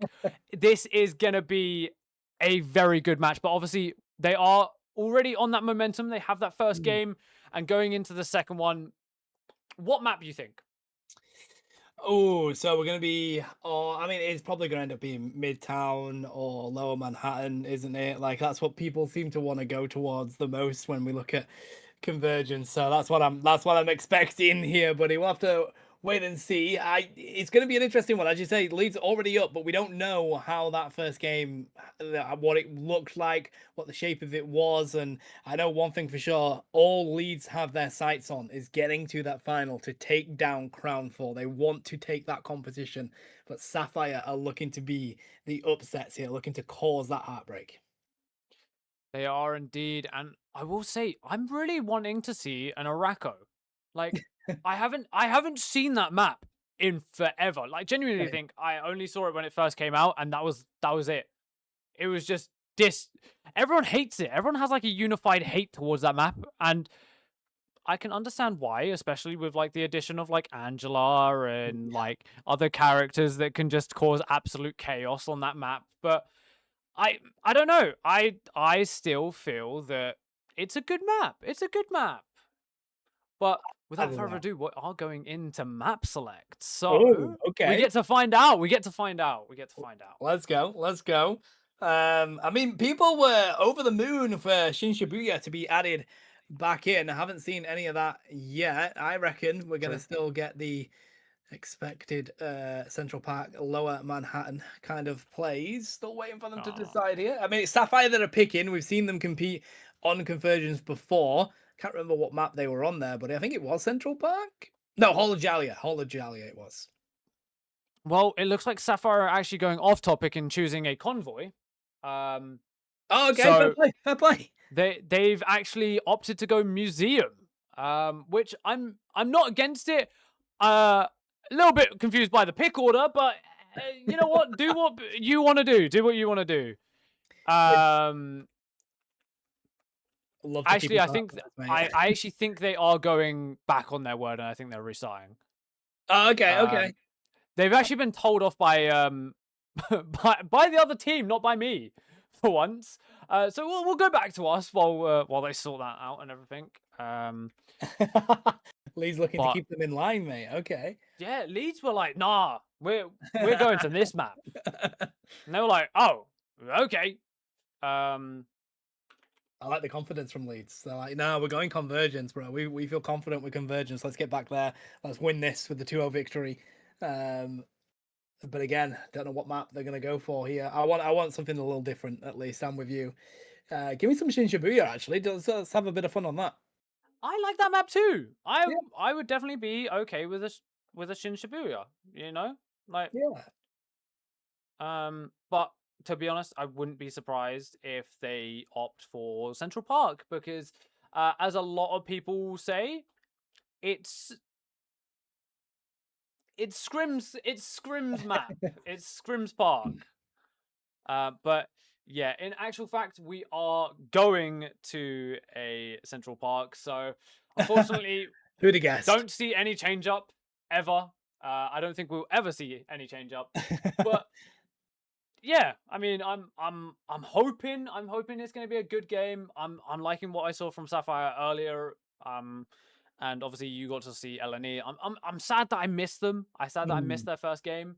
But it gets me in a more hopeful mind for Sapphire this time. So well, they're going to put on a show for you now, at least, mate. What we do know is that Crownfall managed to defeat Diabolicals, so they are sat in that final spot waiting to see who their competition is going to be. Of course, we had that best of 3 go all the way, so we are slightly delayed here, but this is the second game. Leeds Nocturnal already up 1.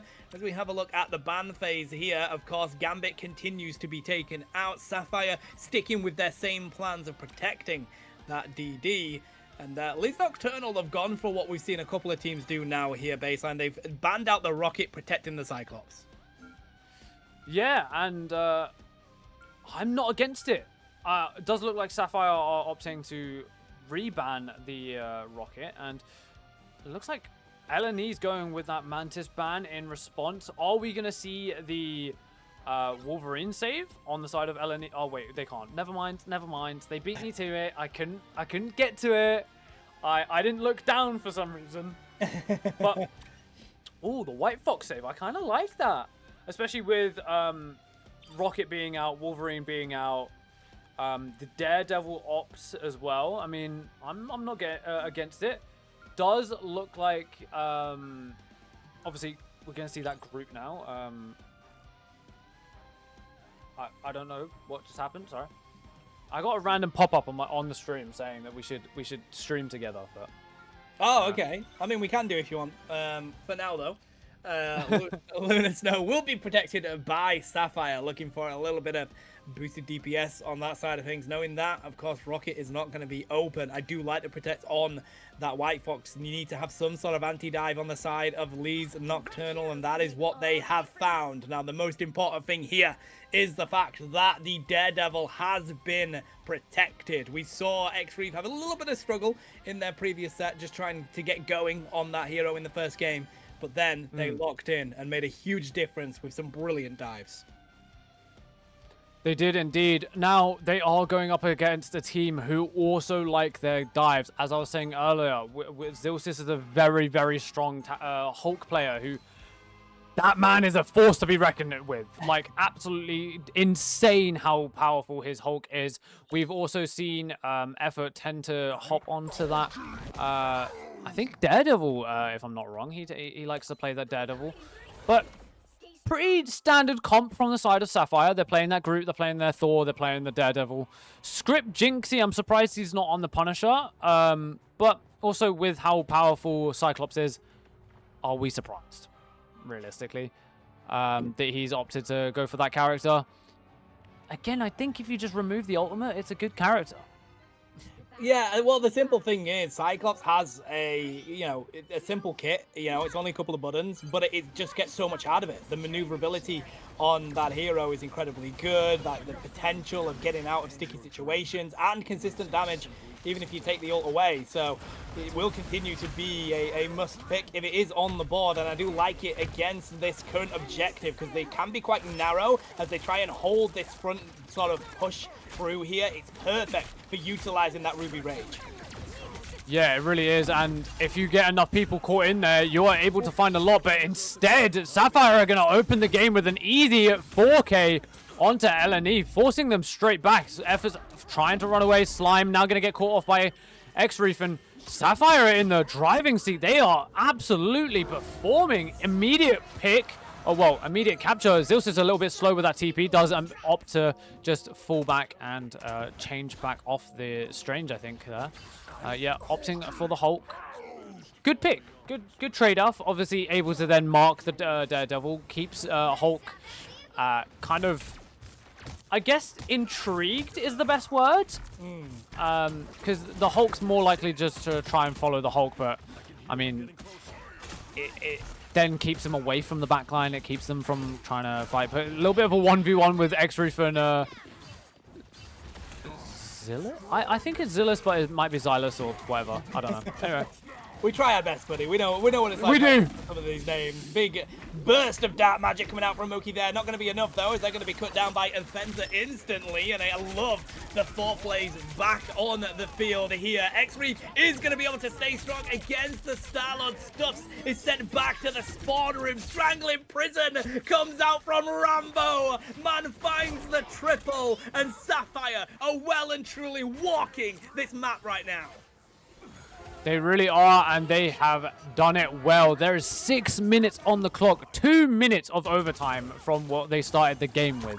And now going into this push, they are in a good position. 4 ults up on available, whereas LNE only have the 2. I mean, they're close to 3 more, but again, with how fast Sapphire is using this momentum, they are very, very strong. Definitely their game mode.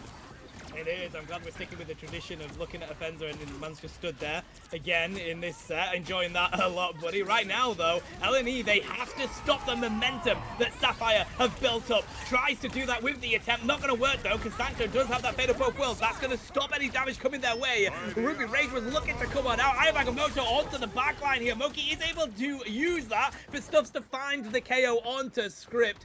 And that is LNE just managing to stop the momentum that Sapphire found. Yeah, I will say, though, they did use a lot of ultimates for that fight. Sapphire were able to only use 2, but they were still net positive one ult, which now going into the next fight means they have the advantage. They have the time as well to use that advantage. An immediate invisible boundary with Let the Devil Out and just going straight onto the back line, trying to beat this Rage of Ultron out of the sky, unable to find anything. No picks on either side, but we are seeing that Hulk smash is going to just cause havoc. It's not going to do much. It's just going to push them back, force them to play away from the point, force them to find a way out. Maybe find an opening. Doesn't look like it. However, Stuffs is going to find that 1v1 onto Scripts and instantly win. Oh, and looks like Sancto is going to find the hands of effort, and it is Sapphire back on the back foot again. LNE have converted these 2 fights very, very well. 2 ults on either side used, whereas LNE just able to convert them a little bit better. Yeah, it's great control here. They've been able to get a foothold back on this game, and now it's about Sapphire finding the ultimate charge and getting the good picks that they want to target for. Love the dive here from Zillus as they're going to see if they can get onto that backline, but I think we're going to see the invisible boundary, coming out from Bizzle. They did have a Strangling Prison with it as well, pairing it with the God of Thunder, and that is why you see LNE lose little bits by little bits. They take the duelist strategist off the field, and that was a really good engagement from Sapphire. Oh, nearly lost strips on that one, but they're just cleaning up and they're back on the offensive here, baseline. That was really good target selection once again from Sapphire. Yeah, they played that perfectly. And now, going into this next fight, not a lot on the side of LNE, whereas Sapphire have that very oppressive final judgment. And there it is, exactly. Is he able to find anything? Looking to find a Strange, does not find him. However, Thor is on that backline, trying to force players into the line of sight of Scripts, does find Wine. There's the Rage of Ultron, trying to keep his team alive, who are being dived by X-Reef. But It doesn't seem to find much, doesn't heal too much, and now there is only 2 meters left to push, and already Sapphire have found one pick effort to find a trade onto Rambo, and Hulk Smash is out and available and being used. Stuff's able to get into shotgun range, instantly taking down another Slime to find the third. And it is Sapphire back, trying to run away, trying to find a way out of the fight, trying to keep as many people alive so that they can take repossession quickly. Again, though, we're in a position where there's 2 minutes still on the clock here for Sapphire because they had so much momentum. So there's a long time that LNE are going to have to try and hold this. And again, it's going to come down to that ultimate combo and see who manages to take charge of it. We're going to have a dive in here from X. He's going to pop out that let the devil out. Ether is wiped off the board. Abyssal is going to throw out the invisible boundary here. Slime had no choice but to use that fate of both worlds. Looking for the God of Thunder is a fencer. Brilliant stun though onto the side of Script, and X-Reef opposite with Moki. LNE managing to hold just at this moment. There is the Kumio unleashed from Tito, and that is going to back up Sapphire. Strangling Prison is going to be used again though, and you're going to pair that with a final judgment. Sapphire nearly forced off the payload, but this double combo of ults is going to be enough to wipe out LNE, and the momentum is back here once again. Absolute cinema. that is all I have to say to that fight. My God, you saw the perfect patience on that God of Thunder, waiting for as soon as that invisible boundary went down and the Fates of Both Worlds came out, immediately lands down onto the Thor, straight at Thor, onto the Punisher, straight knocking him out of the game as he rips his last judgment, and then the Strangling Prism to catch 3 as final judgment comes out from Sapphire. My God, are they good at conversions. They really are perfect when it comes to keeping momentum, forcing themselves forward, getting themselves that ult conversions that are needed. Yes, they got pushed back a few times, but it doesn't matter ultimately because they were able to just keep it going, keep it going, keep it going, keeping that pressure up and up and up. And it paid off. Yeah, it really did. That's what happens when you manage to get that early momentum in your game. We saw them have more time on that board than they literally start with in a game, buddy. Once they found that first objective and then that first section capped, it was pretty huge for Sapphire as they have a minute 35 still on the clock here. And they know all they got to do is one stop. That is it. Whether you do it at this objective, whether you do it as they push the payload, that is the difference between Sapphire winning this and taking this to a game 3. Yeah, and with Sapphire's track history, I think they can. I think they will be able to stop LNE in their tracks and force them to have to find a new way. But we are seeing LNE walking out on like a Season 2 type comp with the Bucky, Punisher, Mag, Strange. It's definitely a unique one within this term of meta, but I've not seen this comp not perform is a better way to put it, especially with effort on the Bucky, putting out so much damage, able to gain ult charge so quickly. Sapphire are definitely going to be struggling against this comp. That's exactly why they're playing the Bucky here, and I love that approach from Effort. You want to take down a 4, you want to take down a Groot. Bucky is perfect for it, though Stubbs has managed to find some shotgun damage onto the opposition in the corner. Vanguard sent packing, and right now as Sapphire, they are on the back foot. LNE come out swinging, and it works to their favor. Not quite as much time as Sapphire had, but enough to be able to be on the upper hand here. Yeah, but Strange TP coming out. But I will say, with the Strange TP, there's 3 supports that 2 of them have just been taken out of the fight immediately as that TP's come up. And now, looks like X-Reef trying to run away. Stuff's able to find a very early pick onto Athena. And now 2 more to fall very shortly as Strange is trying to keep the hope alive for Sapphire as the point finally goes into possession of LNE. Good adjustment from LNE. That's what a lot of these games come down to, and that's exactly what they've managed to do here, buddy. The combo of Punisher and Bucky has been enough for them to drop the damage on that point and handle the Vanguards. That's the one thing that teams have really struggled to deal with here on the side of Sapphire. Offensive, we've seen multiple times only go down like once or twice in a game, and Rambo with some great strangling prisons, and then you've got X-Reef that is diving really effectively. So I like this approach from LNE, but again, it's about building up that momentum now. We do have Kraken Impact ready to go. They don't want to be losing their Vanguards too quickly. X-Reef with a perfect backline dive will find Tito. Effort manages to find Script as well, as we're looking to fight this on both sides of this map. Good stun onto the side of Effort, but Sapphire, they've lost a few too many heroes here, buddy. They're cleaning up for LNE. They are indeed, and look at him keep going. Kraken Impact just constantly ripping through. Finds Abyssal as he tries to run away, and X-Ray's just having a chill day. He's just on the back line. He's taking out who he can, when he can. He's just having a little run around, and now he's found a 12 gauge that Stuffs has brought to the party, and now he's fearing for his life, trying to run away. I definitely would too, especially if it's Frank Castle, but now Effort trying to come back, trying to find another opening, gets a massive hook, forces out that Fate of both world, and Meteor M, is it going to find the pick? It's not.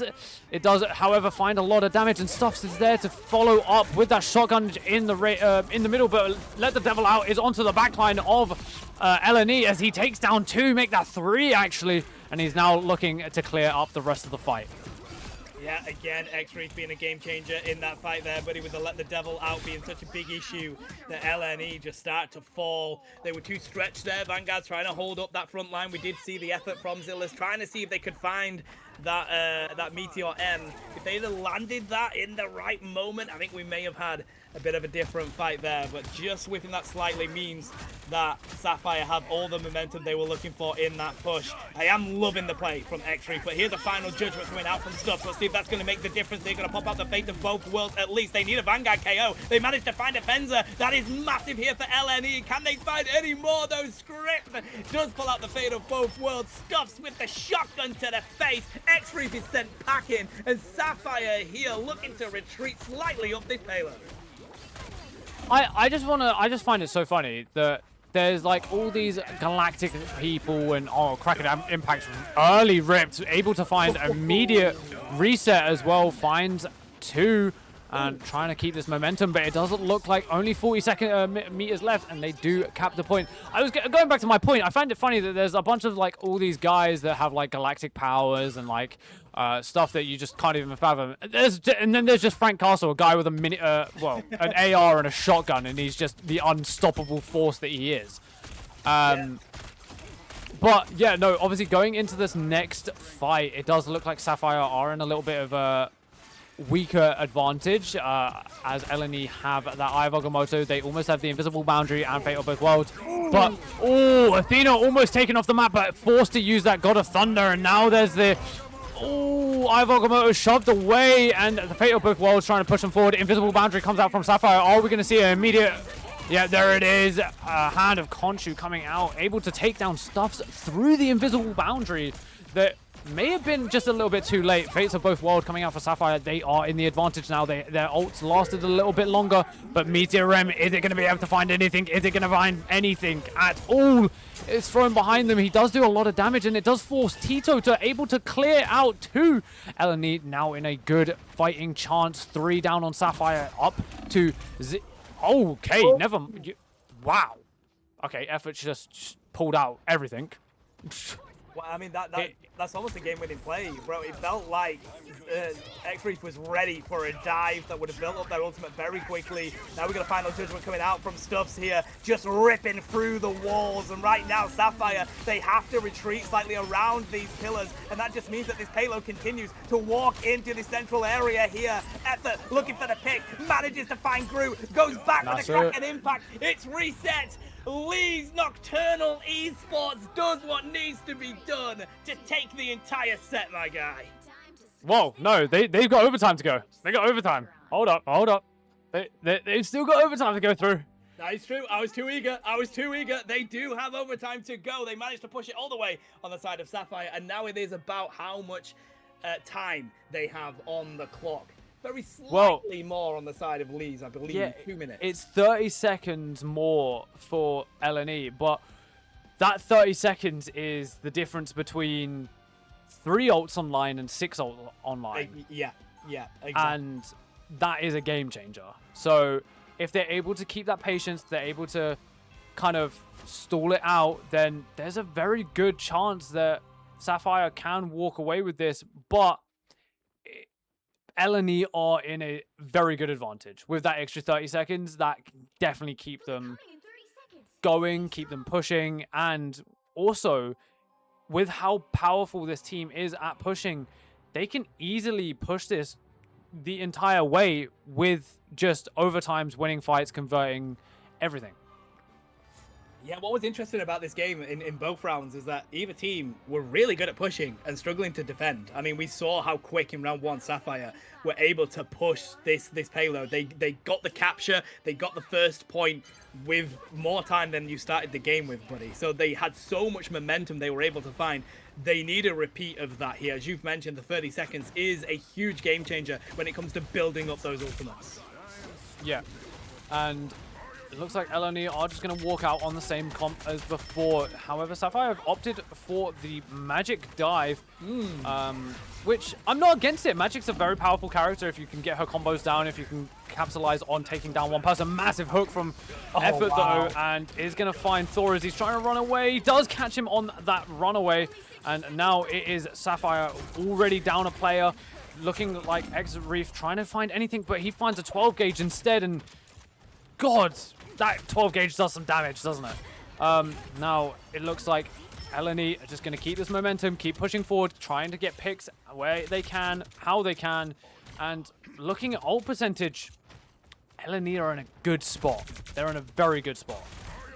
Honestly, the rotation onto this Punisher and Bucky has been game-changing for LNE. It has been the answer to a lot of what Sapphire has wanted to bring them. That 4 has been an issue from day one. X-Reef has as well. Abysmal is going to pull out the invisible boundary here. That does mean that Offensive can find the picks. Stuffs and Effort are sent packing. No duelist here for LNE. Slime falls. It's an ace, my guy. As Sapphire are going to be able to cap this. 10 seconds left. I don't think a portal will be quick enough.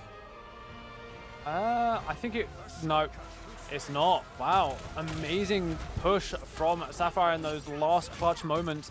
Does look like Invisible Boundary is going to come out from LNE. They're trying to end the game here and now. They're only trying to give them as much as they have, and they're doing it well. It looks like Script Jinx getting awfully low, going to get taken down. That's all 6 down, and that is their push ended there and there. They got that 4, and they got the full cap, and that was it. Impressive, to be honest, to be able to pull off a portal just a little bit too late and they get the objective, but then you still push in with enough offensive power to find the picks that you were looking for. Effort, to be honest, going maximum effort, buddy. They're the ones that rotated onto the Strange and made the difference with that Dark Magic diving in and exploding those backline strategists. So now 2 minutes on the clock for Sapphire to hold this point. We saw Leeds Nocturnal were able to get a little bit more momentum in round 2 than we even saw from Sapphire in round 1. So this is going to be pretty tough. Will they be able to find the cap? Yeah, but it looks like Sapphire are opting to just stick with what's working, and so is LNE, but oh, never mind. Sapphire's opting for the Elsa Bloodstone. I think that could be the deciding factor in this game. The Elsa is either going to absolutely server admin wipe this entire game, or is going to not be able to find a single opening and is just going to get shut down every single opportunity there is. And with how powerful Effort and Stuffs have been together, they're playing literally side by side. As soon as Effort gets a hook, Stuffs is there with a 12 gauge, blasting that person out of existence. And it's worked every single time. If they find that opening onto an Elsa, it's quite hard for the Elsa to get back if she doesn't have full stacks.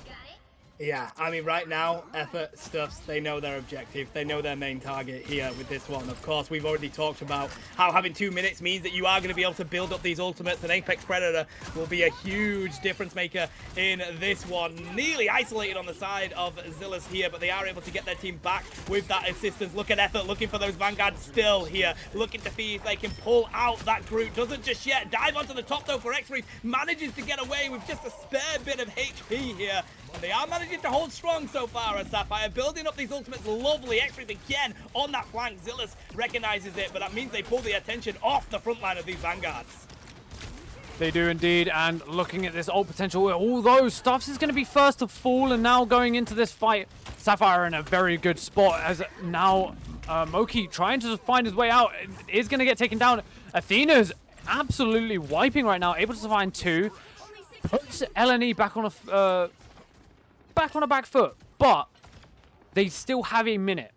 Whereas Sapphire at this point in time were scraping at the barrel for that time to get the clutches, try and get more and more push.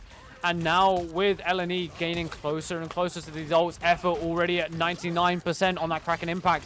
That is a game-changing ult there and there. If he gets a good hook and he's able to force it, but Invisible Boundary comes out from both sides. He's holding it off.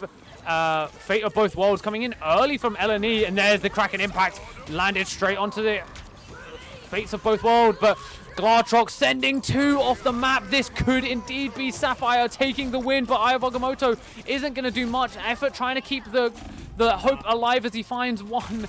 And there is 13 seconds left. The one person that can keep this game alive is now back on a timer. They do switch in time. They might be able to get to TP off, but 3 seconds left. They haven't even capped anything. No one going through. And that is a touch. My God, but Stuffs is immediately out of the fight.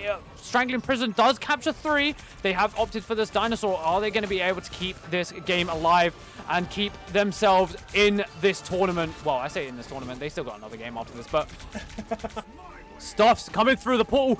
Wait, oh, it's being portal tricked. Oh my God, he got portal tricked. But looks like he is going to come out with this final judgment. They are starting to tick down that clock. They are capping. And all they need is one big fight. No TPs up. Looks like X-Reef is hopped onto the Spider-Man. And this could be game over. He needs this touch. He needs to contest. And oh my God, wait. It's literally at the end. Oh my God. I don't think it means. They just need to cap it. Just stay on it right now, but they can't, That's buddy. it.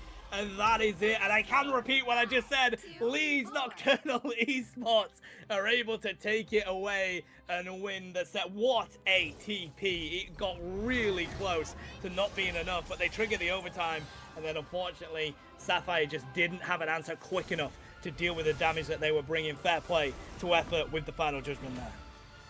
Yeah, and my lord, was that a very good game for Sapphire to go out one. They put up an absolute performance against a very strong team as well. Yeah. A team that is now going to have to go against, I'm guessing, Crownfall? Yeah, Crownfall got the dub. Yeah, so in that grand finals, which will actually be up next. Obviously, we'll go back to us. We're going to go back to another break while we get, obviously, all of that set up. But amazing performance from both teams there. Leeds, obviously, walking away with it. Are you proud? Are you a happy man? Oh, I am, buddy. I was like, you know what? I'm diehard. I'm sticking with Leeds. They're going to win this 2-0. My boys did not let me down. But now they've got a very difficult task. It's Ignite Team Crownfall that they're coming up against next. And I know they want to run it back. I know they're desperate to defeat Crownfall in one of these finals, buddy. But that is not an easy task by any means. No, it's not. And I will say, with how Leeds have just played and the team that they've just played against, I think they've got a good warm-up going into this game as well. So it's definitely going to give them a good way to... Sorry, everything just broke. Anyway, but yeah, so I'm excited. It's going to be a good match, but yeah, we will be going straight to a BRB. Shouldn't be too long. And hopefully, it's a good grand finals.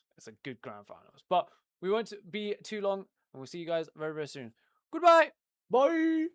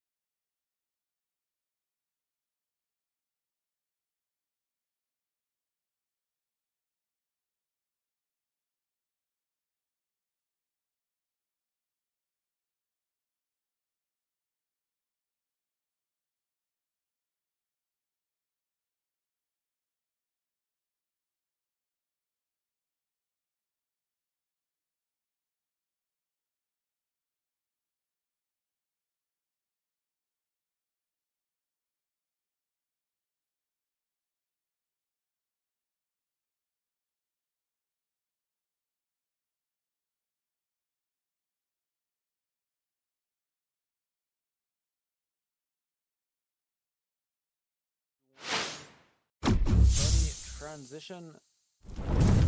Hello and welcome back, everyone. This is your grand final match, LNE versus Crownfall, a match I have not wanted to see.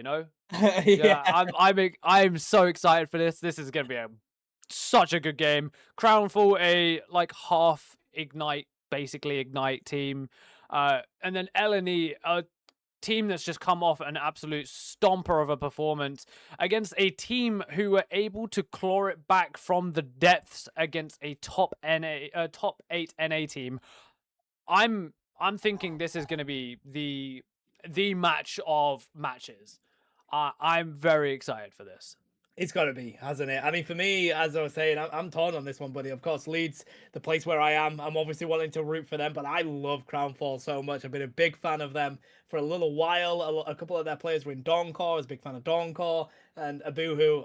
I'm a huge fan of Abuhu. We both mentioned how we very much enjoy witnessing their play. So I'm torn on this one, buddy. I don't know who to go with. All we know is that it should be very competitive. And what more could you want out of a grand final? Yeah, and I think without further ado, let's have a little look at this roster again. Obviously, we've seen Leeds quite a bit, but we haven't actually seen Crownfall on this side of the streams.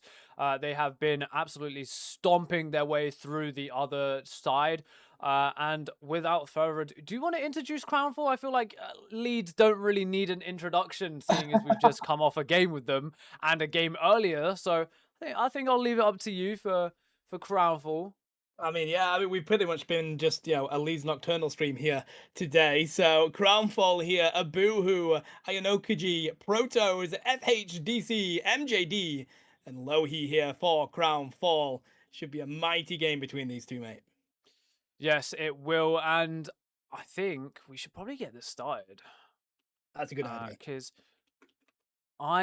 I don't know if I can wait around any longer. This is gonna be a absolute banger of a game. I'm expecting to see Cyclops banned out. We're expecting to see Gambit banned out. We're expecting to see the Rocket maybe saved. We could see a one-side save, one-side ban. We could see a double ban. We could see a double save. That character has been make or break for some teams. So I'm expecting a variation of bans, but also we might see us go back in time through metas. Obviously, we saw LNE pull out that Bucky Punisher comp with the Mag Strange. Crownfall might pull out like a season 1 comp where they're just playing Penny Strange. I don't know. I mean, it could be absolutely crazy of a game. Well, one thing that I do know is the rotation from Leeds was due to the fact that they were struggling with the vanguards that they were coming up against on the side of Sapphire. Now, we know that Crownfall have some pretty decent vanguards themselves. Boohoo very comfortable on that Magneto. We've seen them playing group quite a bit as well. So I think they've found a strategy that works when they struggle with those vanguards. Would not surprise me if they move to it very quickly if they're finding that they can't break through the front line of Crownfall in this one. And it is all off the back of effort and stuffs with that Bucky Punisher combo, mate. So all it tells is a story of one heck of a set that we're about to see. Yeah, and I don't know. I mean, we've seen Abuhu and well, actually, I don't think he's playing today. It's Legend who's also on Crownfall. Yes. Those two have put up performances after performances in the last two tournaments that we've done for this, and my god, I will be surprised if they don't do the same today. Obviously, we don't see Legend in the roster at this point in time, but I do know he is put down as a sub, so he might get pulled in if things get a little bit ropey or something like that. And my god, has Abuhu been a menace on the tanks? He is something else sometimes, just from what we've been seeing. But I think without further ado, let's get into this map selection. What are you expecting to see from Domination? Like, obviously, it's a random pick, so it could be anything. It's Hell's Heaven, isn't it? It's gonna be. It's always Hell's Heaven. I hate to break it to you, but it is actually Hell's Heaven. It's fixed. It's got to be fixed, bro. The game's gone. It's got to be. it might be a fixed game, you know. That's actually crazy that you called it as it landed. Um, Oh, this map. We can never get away from this map. It's a mainstay in any grassroots for Marvel Rivals. We always end up on this map. And I think, to be honest, teams just want to get it out of the way and move more onto the meatiness of Convergence and Convoy. yeah, definitely. And I mean, this could be over in seconds, but obviously going into this ban phase, I'm expecting to obviously see that Gambit immediately out, though the Cyclops immediately out, maybe even a Cyclops save. Obviously, Crownfall are in that position to be able to save the Cyclops instantly without having to risk Gambit or like anything going through. There's the Cyclops save. Are LNE going to opt to save maybe, oh, well, ban out Rocket instead? Yep, there it is. Yeah. It's like we play this game. It's like we've watched them do the draft pick before, bro. So Cyclops will be protected here for Lee's Nocturnal, and that's valid. You know that they've got one, so you kind of have to save yourself one. You need that mirror here. It's not as strong as the one-sided Gambit, but it's still pretty good having that paired up. You know, the ultimate paired up with the opposite, like a Silent Seduction or Strangling Prison. So I like that play from Lee's Nocturnal. Yeah, it looks like LNE are going to take a different approach to Crownfall, banning out that Wolverine, cancelling that team up. However, they might save the Wolf themselves. They are. They're hovering it. Come on, confirm it, lock it in. They did. Wow. Looks like they're going to try and play off that kind of team up. I think they'll probably stick effort on the Psylocke? No. Cyclops, and then stuffs onto that Wolverine, and that's going to be a disgusting duo, to be honest. We are seeing Crownfall opting for the support ban outs, with 4 whole supports being banned, and then obviously saving that invis. Jesus. Would you say supports run this game, by any chance? Yeah, I mean, they definitely do, don't they? And I can say that as a support main. What I do think here is they probably weren't going to look at banning the invis. But I think Crownfall were at a stage where they're like, we don't really know what to protect here. Let's make sure that we do have a very strong strategist all ready to go at least. But I just think looking at this pick and ban phase right here, baseline, I think Lee's Nocturnal got the slight upper hand, having not only the Cyclops just on their side, as well as the Wolverine, mate. It's that team up that they've managed to get here that I think will make all the difference.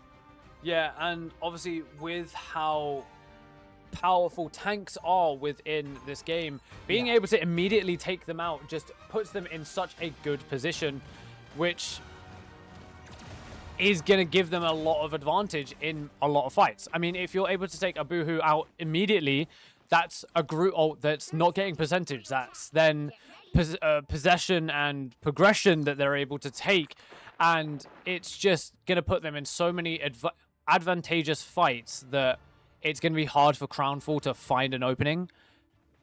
But it is Crownfall.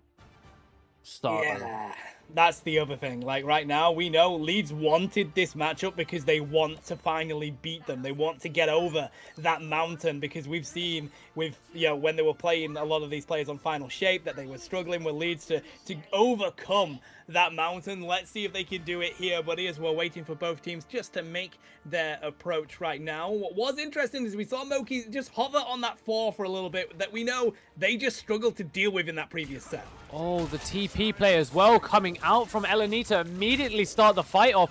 2 going straight down. That's a Boo and MGD. MGD. I don't know why I put like a accent onto the D, but it looks like that's 2 immediately out of the fight. LNE have flipped map and now forcing Crownfall to try and have to fight into the point to try and maintain that they don't lose first possession. But Crownfall, a Boohoo accidentally taking his whole out of the fight, and now Stuff's able to find another pick. Is going to look to find another. Zillus able to find the second, and LNE are in a massive advantage right now, able to take down 3 and looking to find some more, and that is Blade taken down, and now a big oh my god, he's Michael Jackson. I mean, he's going to try and moonwalk off this map right now, buddy, but LNE don't want that to happen. They're going to cause the stall. And that is a good position for Lee's Nocturnal to be in. We've already seen them play Hell's Heaven on stream today, buddy, and we saw how dominant they were on that one. So right now it's all on Crownfall to get themselves back in this position. They don't have the ult charge on their side either. LNE has that in the advantage. Yeah, and with how quick LNE are gaining their ultimates, although stuff's instantly taken down, but there's that quiz time coming out from the Crownfall, and it doesn't look like it's actually going to gain too much. It is just a little bit of a push forward. He does actually get the upgrade, and now trying to use it is gaining anything, but Ivogamoto able to find 4, I think that was. My God, Moki, what have they put in your coffee, bro? Man's just done what needs to be done with a Strange, bro, and stuff's an effort. They're there just to clean up the rest of Crownfall. This is a really well-rehearsed team for Leeds Nocturnal. Lock it in. We can kind of tell why they wanted this final matchup now, buddy. They're feeling extremely confident with the way that they're playing together. Crownfall, they've got to reset here. They've got to look at coming back and grouping up and finding the right picks. It's all about the target selection. They could do with some flank here. Oh, he's trying to do, but spotted instantly as the Wolverine continues to be a big threat for Crownfall here. Diving straight into these Vanguards. Effort looking for the KO. FHDC sent back packing and Stuffs gets it with the range. This could be all over this round. Immediately, it is. Boom. That immediate, wow, 100-0 on LNE. My Lord, what a performance. I just don't know what Crownfall could have done to get into that one all of a sudden. LNE had so much momentum, buddy, and it's all about bouncing off each other, the way that they do efforts and stuffs. Bro, the way that they are playing with each other with their duelists is just impressive here. The combos that they're managing to pull out is working a treat for them. Yeah, and all it took was one Ruby Rage. Yeah. That was fight turn. That was fight completely turn. 2 got taken down, obviously with the assistance of effort, and that was it. Just straight momentum. Go for the next, go for the next, go for the next, go for the next. And they cleared them out. Only 90% left. As soon as that clock ticked down, that was it. They didn't have to worry about anything. They go into the next fight. They have 4 ultimates available going into this round. And Crownfall are now kind of clawing at the barrel to trying to find a way back into this game. 1 kill. Well, 2 technically. No, it is just 1. It was on stuff. So it's just 1 person died on the side of LNE, and that entire 100%. That is a performance and a half. It does look like LNE are opting for another TP play, looking for the Abuhu. Oh, no. And Abuhu, he is going to be taken straight out of the fight immediately. Going into this next fight with so much momentum. Ults on the table. Abuhu, the guy who is closest to being able to change this fight for them, is now not available. There's the Ruby Rage coming out from Crownfall, trying to find a Desperation, but it doesn't look like it's only going to find 1. Oh, a bit of a Banda there, but a massive last stand finds 2 into the Beyblade tech, trying to find another as he is cornering a lone Luna with his Power Hulk, and now trying to take this enraged Captain America who's just trying to stall out for as long as possible, but I don't think it's going to mean much as Zillus able to find another onto Protoss, and now it is rough for Crownfall.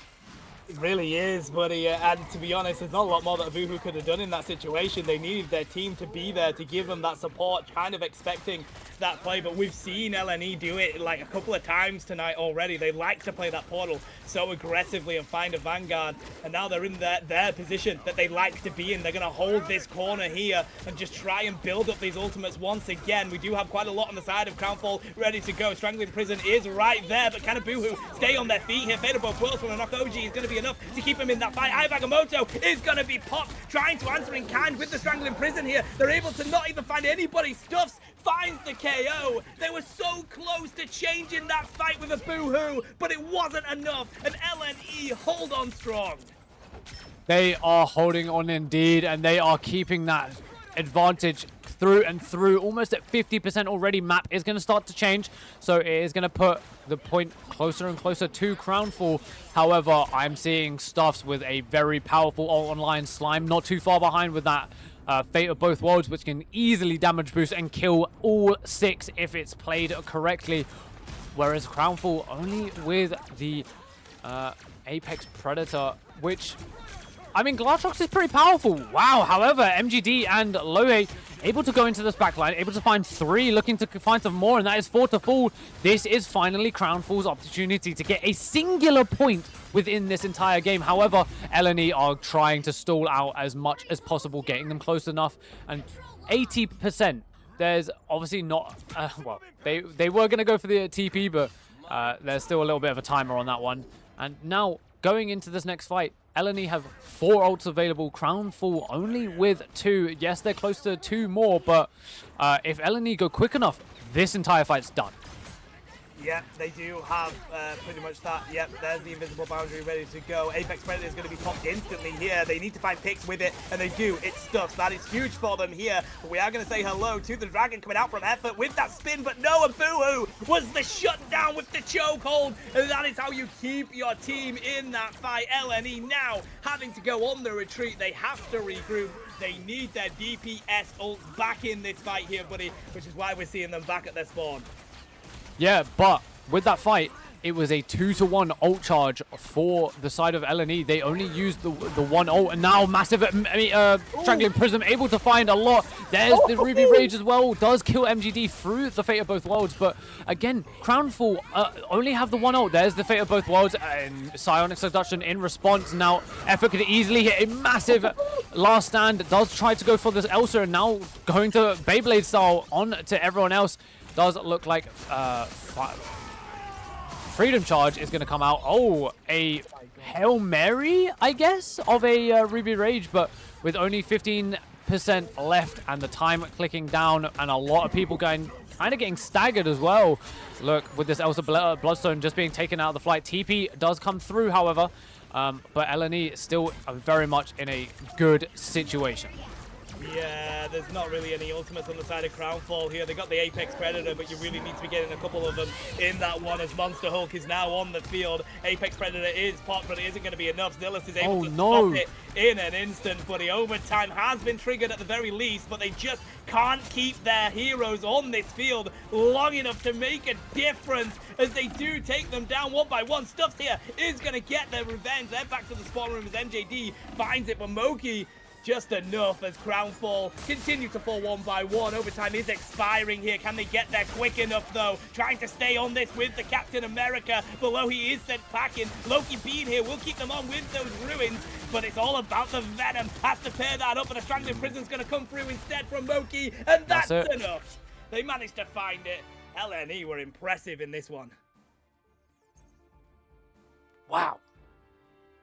Wow, wow, wow. LNE absolutely putting on a show for us. They really are showing how powerful they are and how they were meant to come and win this tournament.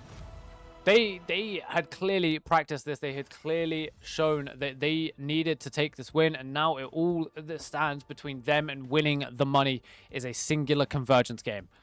And if they are able to turn that game into a victory, that's it. That is all game. Wow. I mean, you know, we haven't had much chance to see Crownfall on this stream here. They've been mainly on the other stream. So, but what we have seen Leeds Nocturnal, and they have played so impressive today, baseline, that, you know, no wonder they're here in this final. And it's all about that convergence now that we've seen already how strong LNE are on that game mode. So it's all on Crownfall's court here to do something to stop LNE just stomping through these games. Yeah, and it's tough to say with the performance that LNE just put down. Crownfall are looking so you know, tough to find an opening. I mean, they're like, Crownfall are just completely looking all over the place. Like they're not synergized. Their ults aren't able to find any opportunity. People overextending a little bit, and it's just causing so many issues. Now it could be a comms issue. It could be a just people are lagging or something like that, or people just aren't warmed up. I don't know, but this isn't what I expected Crownfall to be doing.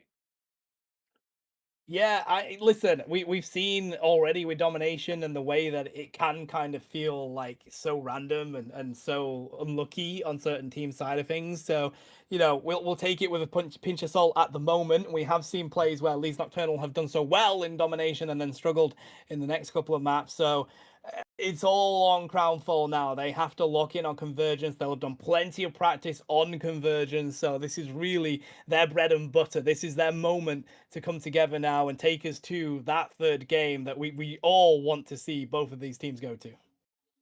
Yeah, and with how we've seen the past games go, convergence is really where it's been lacking for a lot of players. Well, a lot of teams even. Teams are going back and forth. Teams are going the entire way and then going to an overtime and only pushing it a certain distance or stuff like that. Convergence is really the make or break for a lot of these teams, and we've seen that throughout this tournament. We saw it happen with the LARP for Fun versus Sapphire, and then we Mm. also saw it again, LNE versus Sapphire as well. So maybe LNE have a little trick up their sleeve. Obviously, they aren't picking map, but it does look like it's going to be a tough situation for both teams. We saw LNE's defense is clearly not the greatest on that Mm. defense, on that convergence, especially on Central Park, but it doesn't mean that they can't have a really good defense on something like I forgot all of every single convergent map just went out of my mind in the span of 2 seconds. Well, we Wi- usually get Lower Manhattan, so Yeah, true. Actually, yeah, it could be lower. That's actually true. The last two grand finals, Manhattan have been the pick for the convergence game. So I'm not surprised that we might actually be going to that. And if we do, I do know LNE aren't too like terrible on that map. So definitely an opportunity for them to walk away with it. But we are seeing a substitution coming in actually. Ooh, for who? Uh, we're seeing a Boo-hoo get subbed out for Legend. Oh. So a bit of a switch around here. Now I'm not against it. I'm not against it. I think it's great. Um, Well, I mean, I'm always happy to see my goat legend, but I'm sad to see a boohoo not be able to stay for this one. Either way, though, it's a shake up. Crownfall they struggled in that game, so you can't just run it back. You've got to shake some things up somewhere baseline. So I like the approach here. Let's see if it makes the difference. We are on a different game mode, but we are, Leeds Nocturnal are seeing how they can really dominate these games here today. They found a good combo that works against one of their weaknesses, being some of those vanguards that they were going up against. And right now, after finding that, I can't really see the weaknesses that Crownfall need to capitalize on. yeah, and obviously does look like we are sadly going to a Central Park. Are we surprised?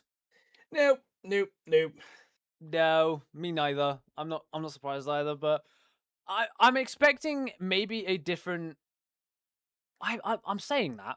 You know what? LNE just hop back on the Bucky and the Exactly.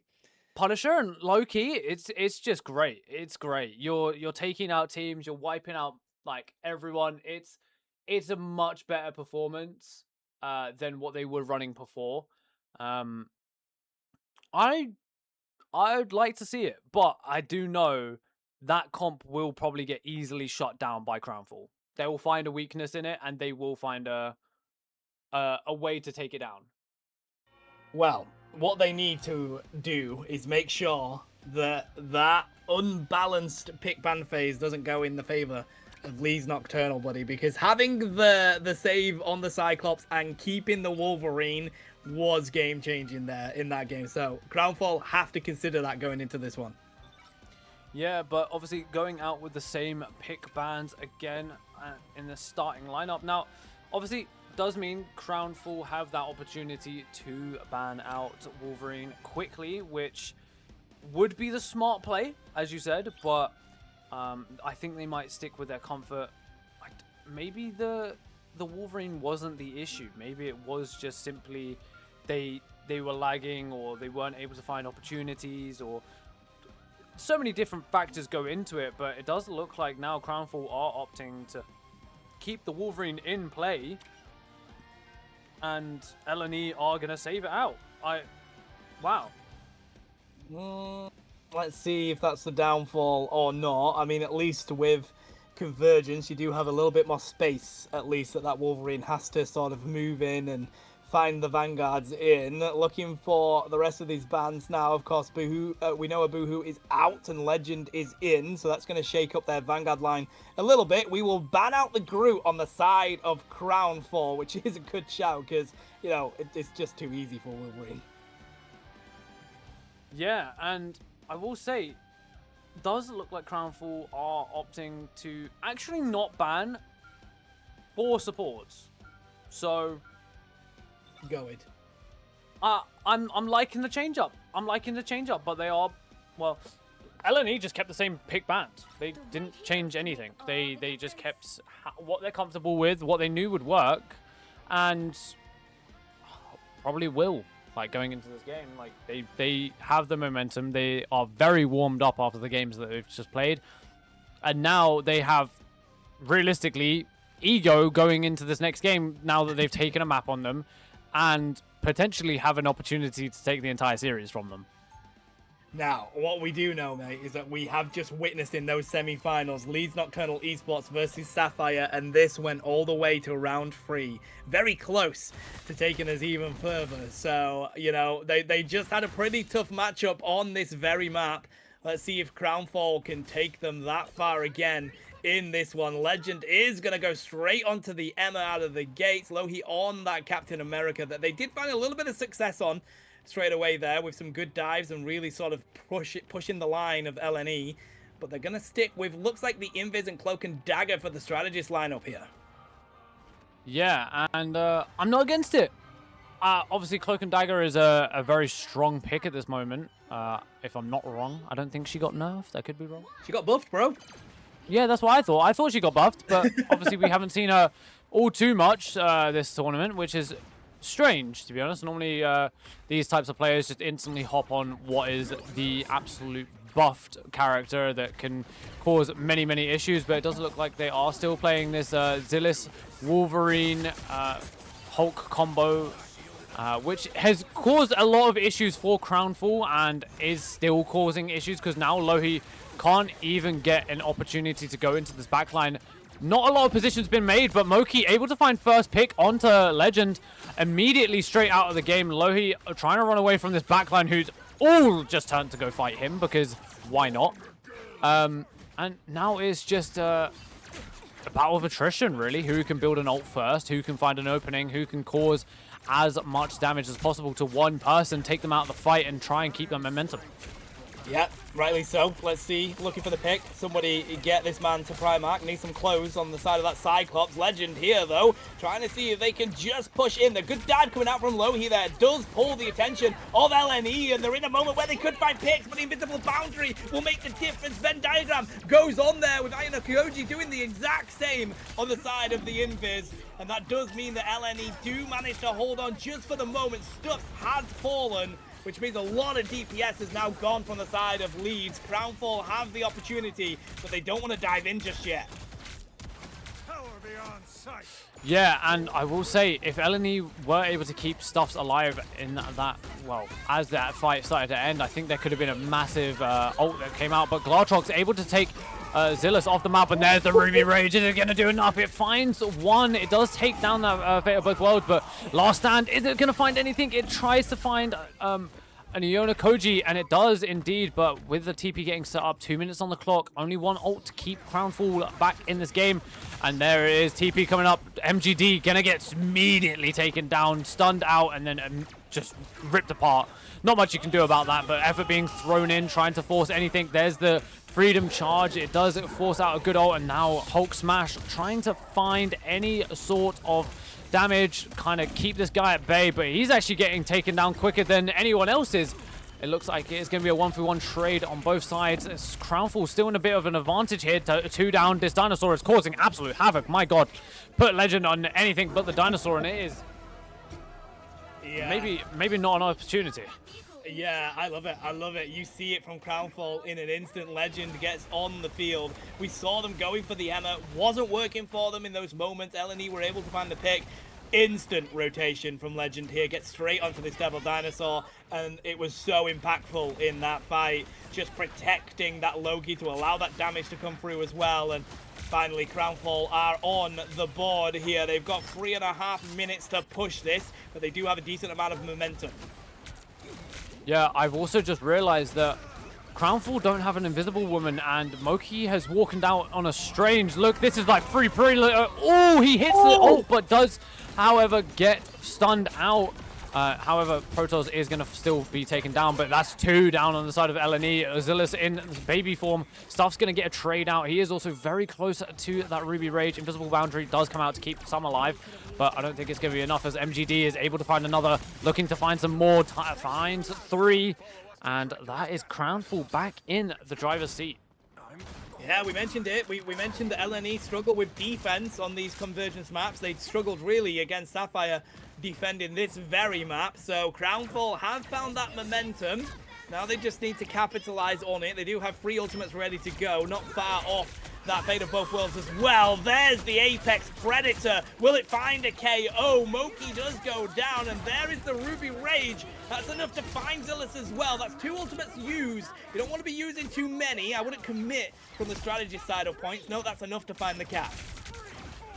Yeah, I think even the Ruby Rage was a bit of an overzealous. Oh, I think it could have easily been capitalized without using. But I think they opted to do it just in case, like on the off chance that they did lose that fight. But they obviously have capped it now, and with 3 minutes 20 on the clock, trying to push this final bit. Lohi still just hiding. He has been on this backline the entire game, causing so much mayhem and chaos. But Stuff's with that Ruby Rage up and available. If he takes down that shield, he might be able to just immediately rip the ult off. And actually, instead, Effort is killed through both ults still alive. There's the God of Mischief coming out, already a Fate of Both Worlds, prepped and available. There is immediately popped. Stuff's getting taken down. Moki to fall next, and Zillus trying to run away. It does fall as well. And that is all 5 on the side of LNE. Make that 6 now. Crownfall might just get a free cap. Yeah, pretty easy here, buddy. That's going to be a cap. That's going to be 2 minutes 30. Let's see if Stuffs can get there. Nope, not quick enough, unfortunately. That is night and day for Crownfall in this one, buddy. We know that, domination sometimes isn't teams game mode, but we move on to convergence, and we know that LNE have struggled with defense on this very map. That was great from Crownfall, and I loved the way that they were really managing to stretch LNE with some good dives coming in from Lohi there, and Legend was just a game changer. Yeah, and I definitely think that switch off the MR onto the Devil Dinosaur for that first point, absolute game changer. That gave them the momentum they needed, and you see how quickly LNE crumble when they don't have that momentum, when they aren't able to basically dictate the game and dictate how quickly they play and stuff like that. It's very hard for them to find their footing and find their way back into these fights. As soon as they lose that momentum, it's hard for them to get it back. And we're seeing that more and more through these convergences, these convoys. And I think that's where Crownfall really start to show their true skill. Yeah, I completely agree. I think for now, like, they've got to look at some ways to be ripping down these Vanguards again. We see Legend rotating onto the side of the Penny here for the defense. Maybe pull out the Phoenix. Like, that's one thing that we saw in the very first set that Stuffs was really able to cook on and take out those Vanguards very quickly with. So it might be an approach that they need to take right now. They're going to stick with the Punisher and the Cyclops. Let's see if it's enough to finally get the hold of these Vanguards. Yeah, and does look like Moki is going to be walking out on this Devil Dinosaur, and a play that obviously Crownfall opted to use, which they found out a little bit later into the push, but it did seem to find them a lot of opportunity. But they have to get through Legend's Spider Nests, which Very difficult, I will say, especially if it's in a position that you can't get to easily. And it looks like Zillus is going to walk into a few mines. Doesn't actually take too much damage, but effort onto the high ground. Finds the first pick onto MGD. That is a very, very clean kill. And now it looks like they found their opportunity. They found their momentum and they're trying to use it, but they're immediately getting pushed back. And this is where they start to find their issues. They're unable to keep the momentum. And as soon as they lose it, they struggle. But will they be able to pull it back? Yeah, these domains coming out from Loki are just too effective here for Crownfall. Anytime LNE are managing to get themselves in a position where they can be effective and find a pick, those heals are coming through very quickly for their Vanguards. We do like the angles that we're seeing from Effort here. That's exactly what you want to see from your DPS. Does get pulled in by the invis there, but it's not going to be enough as they dash themselves out of that position. Invisible Boundary will be popped down from Slime here. Got to use that to capitalize yourself onto this point. They have pushed Crownfall into the back here, but Ruby Rage is going to be popped out, and that's enough from FHD to be able to get them out. Stuffs is here instead with that final judgment. It's not going to be enough to break through that invisible boundary, but it is pulling out every ultimate that you see on the side of Crownfall. Spider Sweeper going to be used here by Legend as well. All they need to do is hold a little bit stronger on this point. They find Stuffs. Getting Tito so weak, but they're not able to find the KO. They're back. Zillus does go down. Crownfall, throughout all of that, looking to hold just a couple more meters needed on the side of LNE. Portal ready to come on through here, buddy. Will it be quick enough as Moki absorbs all this damage? Again, domains go down, keeps their Vanguard at a healthy state. Portal comes through, low heat, back on the point. Yeah, and I think Crownfall absolutely turned that fight perfectly. They had the ultimates to do it, and I will say, if LNE were just a little bit quicker with Effort getting his Ruby Rage, that fight could have been completely different.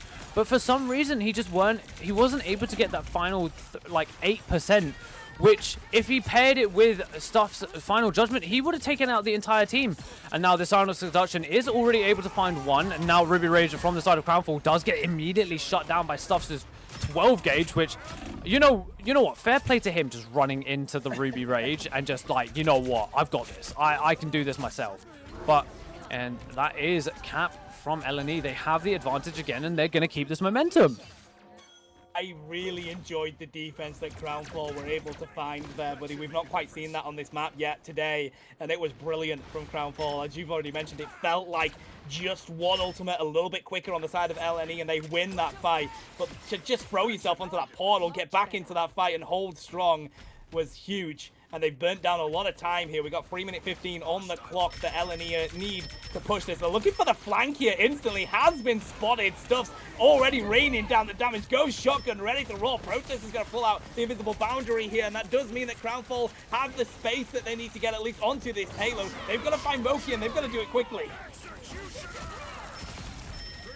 Yeah, they are. And there's the final judgment coming out, as well as the Devil Dinosaur ult from one side. I thought both did, but doesn't look like it. Psionic Seduction is able to find 3. Is it able to convert anything? It does not look, but they're going for an Apex Predator on the backline. Able to find 1. 2 still down on the side of LNE, and I think LNE are still pushing, but Crownfall aren't in a bad position. They have flipped maps, so they are in a bit of a sandwiched position, the rest of the Crownfall. But I don't think that means too much to them. They're able to just walk away. They just go back to the point. They have now taken repossession as the rest of LNE's players have just kind of opted to try and walk away from the point, get back with their team, group up, take the next fight. And with the ultimate charge that LNE are at, they're not too far away, but it looks like Psionic Seduction is going to be responded by with that invisible boundary from LNE. Zillus able to find 1 straight onto Legend, and now looking to continue that momentum. Does get awfully low, but saved by Loki Runes, and there's the Psionic Seduction coming in. Is going to find 1, looking to find some more as they run around the corner, force out Loki Runes, and there's Ruby Rage from the side of Crownfall, able to take down 1, but LNE are in a very, very good position to keep this pushing. Only 9 meters left, a little bit of a kick, and they are all off the point, and this could be another confirm cap for LNE. Oh, the poor Dino not able to get back up on its feet at that moment. Huge hold on the portal below. He's going to come through and find the double KO. It's not going to be enough, though, as LNE are able to find the cap. They've got 2:50 on the clock to be able to push this. Look at where Stuffs is already looking for that push-up with the KOs. And the momentum is now on the side of LNE. Yeah, but as the clock ticks down, they are now at a disadvantage. If they are able to cap this the entire distance, they will go into that overtime with at least a minute down from Crownfall, which, as we said before in previous convergences, that is the difference between 3 ultimates and 6 ultimates. Well, it's more like 30 seconds, but now it looks like an early visible boundary going to be forced from Crownfall. Still unable to keep Legend alive, however, but there's a lot of damage being traded here, and there's a Glartrox Apex Predator is able to find 2, and now LNE are back on that, running away, and it's time that's ticking, and that is time that they need. Yeah, it has felt like in this one, LNE need to have the ultimates to make the difference in these pushes, but the neutral hasn't been quite going their way. You've got to have some good target selection in those neutral phases and find the right targets here. Legend has been the game changer so far for Crownfall. Nearly ready on the side of that Ruby Rage as well on FHD. Gonna have a final judgment coming out here. Stuff's gotta find a couple with this at the very least. But again, the domains are enough. There's the Ruby Rage. They can't find the KO because again, Runes makes the difference in this one. And it keeps Stuffs on their feet. Moki is ready with that Devil Dino to go for the ultimate, and they'll dive straight in. Gets a big bite onto the side of Legend, finds the KO very quickly, and this is a good rebound from LNE here. They do have Zilla in that backline, but is it going to be enough? Stuffs with a shotgun to the face. Legend gone again, and Crownfall look like they've lost their foothold in that fight. Well, I think there was a little bit of a misinput from the Loki there, as he accidentally copied Devil Dino. So they had 2 Devil Dino ults going up at the same time and no support to keep them alive. And there is only 99 meters left, and there's a Ruby Rage, and it is going to take down the people on the point. There is only 45 seconds, though, on the clock for LNE. That is going to be a minute compared to 2 minutes 49. That is a very big difference. It really, really is. As we've already mentioned, that is the difference between having 6 ultimates ready to go on the side of Crownfall, and you'd be very lucky if you do manage to find a couple on the side of LNE, because of course it takes you a little bit to even walk to where the point is. So they've been here before, though, baseline. That's the big thing. LNE have experience today in this position. Let's see if they have that experience and they're going to use it to be able to get themselves a good push.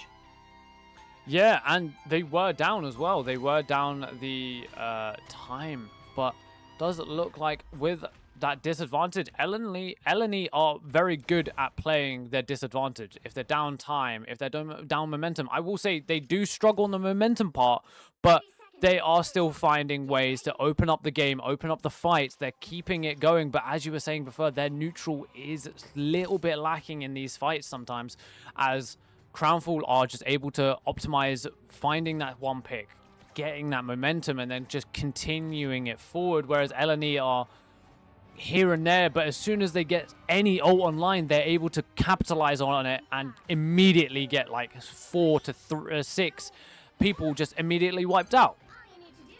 The 52k heals coming out from Slime there on the invis, and I mean, yeah, right now, this is it. You're trying to burn down as much time as you can on the side of Crownfall. They're trying to get onto this payload quickly. They have to, because they're already at 45 seconds here. The damage coming in to Moki and Zillis is huge here. Trying to capitalize off a huge amount of push from that Punisher. Crownfall, they've got themselves in a really nice position here. Yeah, but I'm absolutely loving the position that LNE are taking. They're going for this backwards play, trying to flip the map, trying to not have to deal with these penny mines, and immediately they're going to instantly get taken down. Now that is Stuffs to find a first pick onto Legend, and they can just complete this momentum going forward. Look, another one taken down. That's 2 players down on the side of Tank and a DPS, but Moki is going to fall to the hands of Lohi, and now it's just a battle of this neutral, which we've seen how good Crownfall are. TP has come out and is up and available, and it is MGD who is closest to getting an ult. He is going to find effort. He is going to push this team away, but they do have at least a bit of possession. TP does come through for Moki. Is it enough to keep them in the game? And I don't think it is, as now it is 2 minutes 49 for the side of Crownfall. Although Effort's got a touch, he might be able to keep this going for a little bit longer. Loki runes. Wait, this could be a game-changing play, although there's the early play of the ultimate from Crownfall. And it's just a cleanup session. There it is.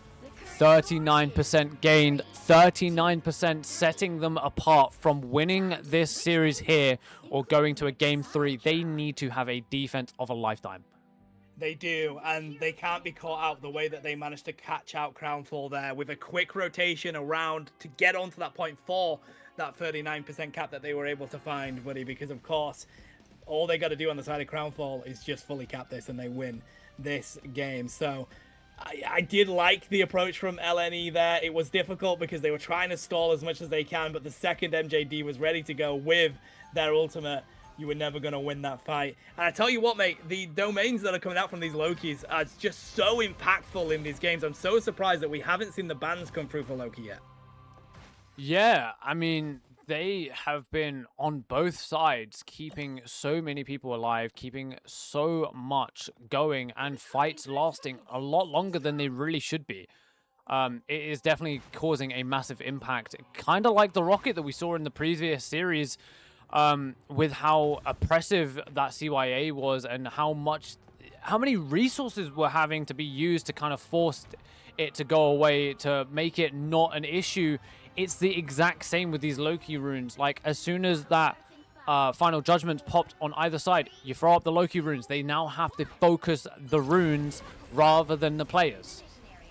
Yeah, they're just so impactful. And what I do like from seeing those stats there is just how ridiculously close these two teams are. Like, we've seen this be extremely competitive on the side of Convergence. Domination definitely wasn't, and that's what we like to see from these teams, as we see a push now from Crownfall, trying to see if they can get through these open gates here. Legend leading the way, as they always do, but strong foothold now from Zilis and Moki, prepared. Looking for that angle is FHD, but so is Ether. Look at where they are on the top of these rocks, mate.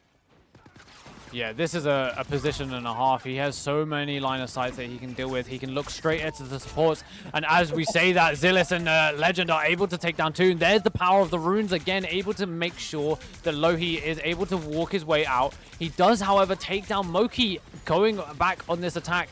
A minute 56 on the clock, still a lot of time and not a lot of distance to deal with. That is a support down for the side of LNE. TP already getting set up and available. This is a very, very rough fight for LNE. The Crownfall are looking awfully strong. They are forcing them back. They really need to keep on the point. Otherwise, this is going to be a Crownfall victory, and we will be going to a game 3. This is hard to say. Well, it's pretty obvious what's going to happen because they have so much time, and there it is. Crownfall take map 2. Yeah, and I love the copy there onto the Eternal Bond with that healing down and with the ruins coming into play as well throughout that. You just weren't going to have enough damage to deal with Crownfall. With getting back with that portal as quick as you possibly can, there was a good effort to do so. Just wasn't enough damage there with them finding a couple of picks to break through that Eternal Bond. So take a bow here with the Loki plays. Crownfall are going to take us to a game 3 in this grand final. Yeah, and again, looking at these stats, my God, look at that healing from Slime, 61,000. And then the damage as well, both very even from the DPS on either side, literally within 1,000 damage on each side. But yeah, I mean, it simply just came down to the amount of time that Crownfall had. Yeah, that's felt like the downfall on that map for LNE a couple of times now, but is that the momentum their opposition just manages to find, and the extra time that they have, you know, kind of goes against them in that one. I mean, the favor was on their side against Sapphire, but it's just, I feel like it's a map that they do struggle with defending. They're so good at the offensive plays, they're so good at building up their own momentum, but they struggle with the defense on that map specifically. So nevertheless, it gives us a fantastic grand final because we will go to this game 3, which means we will be going to Convoy. Yeah, I'm so thankful for these games today. They have all been so intense and so close. It has not been a simple just one team is absolutely dominating their way through the games. They're getting caught in spawn, stuff like that. Whereas it has been who can capitalize on their resources better, who can find their openings better, and who is able to keep their mental throughout even losing a game. Yeah. It's been a really, really good tournament so far, and just for it to be grand finals and then them go to a 1-1 and the convergence be that close as well, like, what more could you ask for? Well, now we get the joy of Convoy. No objective to capture here straight out of the gate. It's all about how strong you are as a team. Will we see the siege mode activated? It depends what map we go on to here. Personally, I'm hoping for Yggdrasil's Path, my favorite map, to see on Convoy. I ooh, hmm. I like that map. It's a good map. I very much I do enjoy it, but I'm a big fan of either Araco or Midtown. Those two are funny. Midtown's always picked, so maybe not. But Araco, like, yeah, get rid of Angela and a few other characters. That game was quite fun. Yeah, you are right. Like, we don't really see it. It's very rare. I think people dislike that map the most. I can understand why, but it would be nice to see it in some of these grassroots tournaments. Hmm. I guess it's one of those where both of these teams feel like they can win this. They want to go on a map that they've practiced, that they've scrimmed, that they're very comfortable with, which is why the OG of Yggdrasil Path comes up for me. But there is so many that they could go with here. I mean, Spider Islands is open. Like, there's the opportunity to go to those maps that have been in there from the alpha, the beta days, that plenty of these players have had a lot of fun on. Either way, though, we know it's going to be a belter.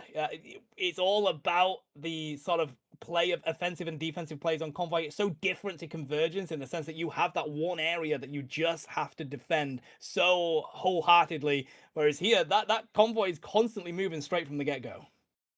Yeah, and I mean, there was a massive time in the meta, obviously, where it was that triple support, triple vanguard Yeah. um strategy. Now people have opted to kind of move away from it, and obviously there is now a more oppressive characters that are on the DPS roster who can easily just break through that no matter what. So it doesn't even matter if you play it like with Cyclops now with that multi hit that he's able to do. He's able to farm everyone instantly, and if they're playing in, especially on like Midtown, if they're playing in that back left room where people used to play with that triple, Yeah. that's now just immediately mitigated. He's just farming ult charge off you, and then as soon as he has it, he's just going to dash into you and just rip you apart. Again, it was the same with Moon Knight. Obviously, that was the kind of counter, was the Moon Knight Storm type play. Storm gets her ult online and immediately just a mega hurricane back room, just gone. Nowadays, it's very much who can cause so much damage that they have to stay in spawn.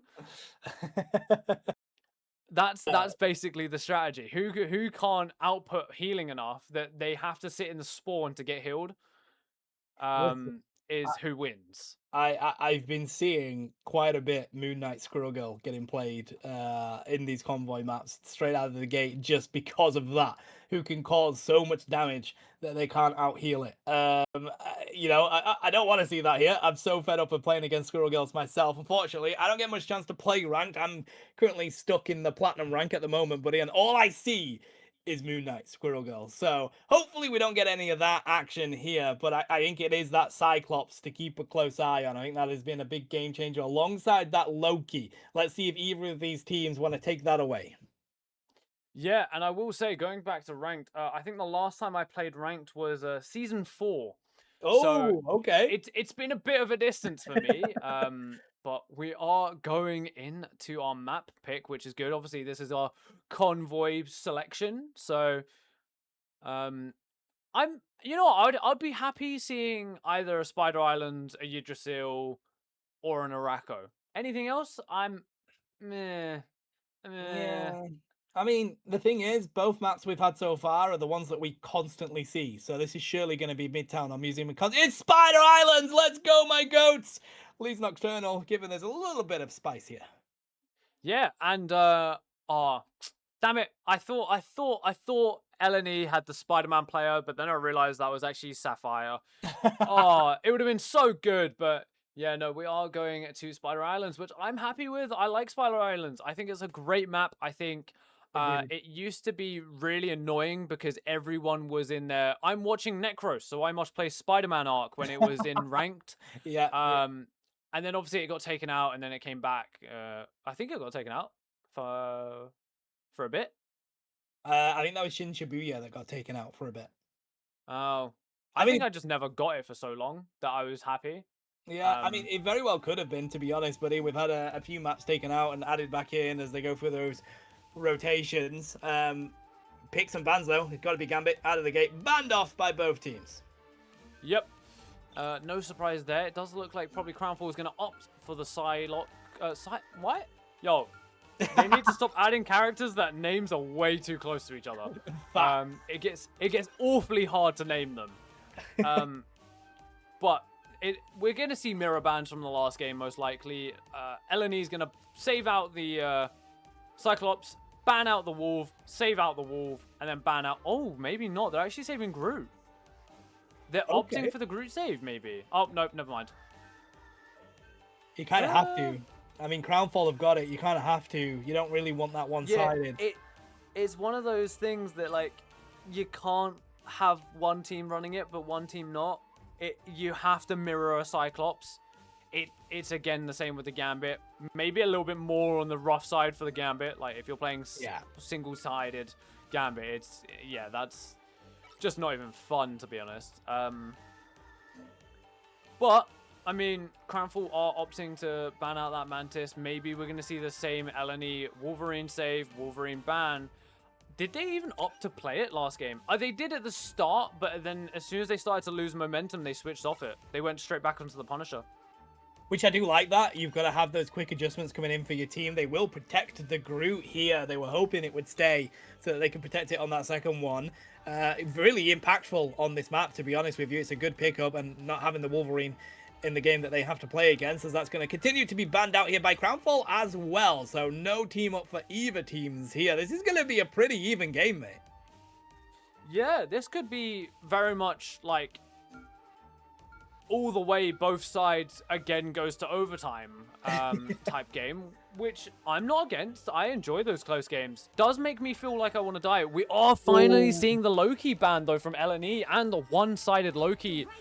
That could easily be a game changer for LNE. That could definitely put them through that advantage. We saw in that last game how powerful the Loki was on either side, how many fights it caught people off, and how many oh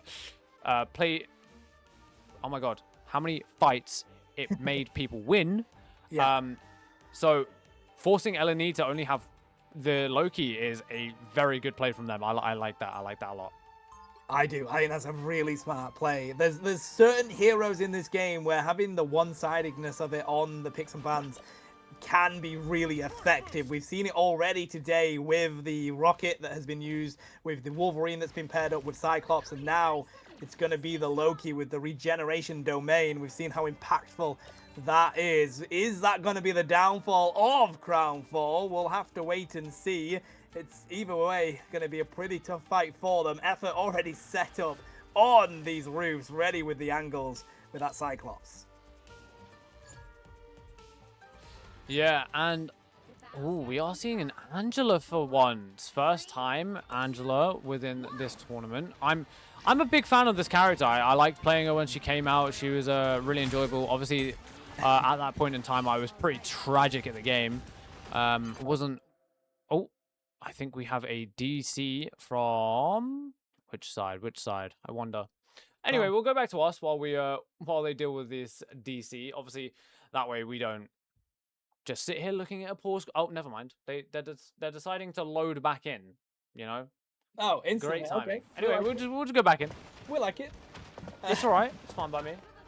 It's valid. I do enjoy the Angela on this map. I think we are seeing a lot of teams, and you know, Donkor and Crownfall were one of the ones that would try and use it with the Penny and pull people into a room where all the mines are. It is an interesting play. Right now, they're not trying that tactic, but Loki is going to do enough to at least back up Crownfall at the moment, and no, Stuffs is going to find the pick onto that Luna, and it is advantage LNE.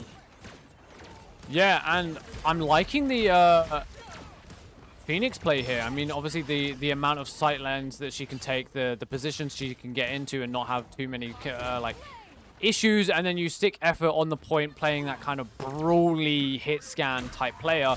With his mobility, he's able to just kind of dash out, jump around, so be it, to force out as much damage as possible. Now, I will say Moki is getting awfully close to this strangling prison, and that could be a complete game changer, especially as Crownfall are nowhere near a single ult. He goes quick enough, he should realize that he's the first to the ult and just immediately rip it. But there it is, Strangling Prism able to find two, immediately two taken down, as well as the Ruby Rage in assistance. However, that Ruby Rage may have been a bit of a blunder. Probably not needed, but it's not that much of an issue. Yeah, listen, you've still got both strategist ults ready to go, so that's going to be enough to at least deal with any offensive power that Crownfall want to bring at you. And you do have that Ensong Inferno as well, so you've got to be cautious with these strategist ults here. They're nearly ready on the side of Crownfall. There is a Silent Seduction. Soul Resurgence going to be used as well by MGD here. Gives them all the advantage. Groot is trying to sprint away, but man is not Usain Bolt quick enough. In fact, they are. Good shield coming out from Zillus there, but they do find the pick with the Ruby Rage. That's 2 down, and then the rest just get cleaned up. Crownfall with some good resource management there. Yeah, and obviously, unfortunately, Tito was taking out the fight immediately, so we couldn't see that God of Mischief to keep that fight going a little bit longer, which would have forced out Crownfall's 3 other support ults, by the way. Quite hard to kind of win a trade on ults with them when they have that online, but they are now opting to go for the distance run. It looks like the Kumiko Unleashed is going to go on this backline. MGD going to immediately take out Moki, but there's the Meteor M that gets taken out of the sky. Ensong Inferno trying to find anything, but does land onto Luna Snow, doesn't find too much damage. She is going to survive, and now it is just basically a brawl of who can win any trades, and it looks like Crownfall are just throwing what they have left at this fight to try and keep it alive. And there's the TP, a little bit too late. Yeah, I mean, the thing is that they have managed to find the cap there, so they've used a lot of resources of LNE that they didn't really need to use, because no matter what, they were just going to spawn from that spawn room, and they wouldn't be able to hold them there too long. Now they've got no ultimates ready to go. Effort not too far off theirs at least. Just a little bit of lag in here, bro. Lohi is going so quick, causing us to lag out here. Yeah. Nah, he was running the game. He was running the game. Might have just been a little bit of Marvel Rivals moment there, but tends to happen. It's okay. It is a demanding game, bro. A lot of people struggle playing this game on the best of PCs right now, though. Effort managing to at least get a nice bit of ricochet action going on into the side of Crownfall, but they do have the Ruby Rage getting set up. Not going to be enough for FHD to find any KOs. Eventually does on the side of Stuffs, but there's a Strangling Prison going to be answered instantly. And Effort pairs it with the Ruby Rage, and boom, with the invisible boundary, it is LNE that has the advantage and even caps the payload. Oh my god, but the freeze from a Yonako G. My god, some names really just don't work in my head, but it's okay. Yeah, they were in a great position, LNE, and immediately as soon as that freeze came through and the kill, that was it. They were straight back on the back foot. They had to push back. They didn't have the damage output to keep themselves alive, and now Crownfall are just walking them down. They are using this advantage, and we've said it before. As soon as LNE lose a little bit of momentum, they really struggle to try and fall it back, but the Cyanox Seduction is able to find 2. Moki instantly get taken down. Zillus to fall next, and now that is Crownfall to cap second point. Yeah, with a lot of time on the board as well. 3 minutes now to push it around probably the hardest area to do so on this map. It's made to be that way, and right now they have ultimates to play with more than LNE. They will have the God of Mischief ready to go on the side of Tito. Stuff's getting so weak here, has to have some shielding coming through from Zillus at least, and again, Crownfall, it's this push that they're managing to find the momentum, but the LNE struggle with defense on these maps. They really do, and I will say there's the FHD massive Ruby Rage, which actually didn't find anything, but does look like Crownfall are still just absolutely ripping through them, able to find pick after pick after pick, even on this struggle part of the map, where they should be easily able to just kind of roll out as a team and just take space back, but they're just unable to.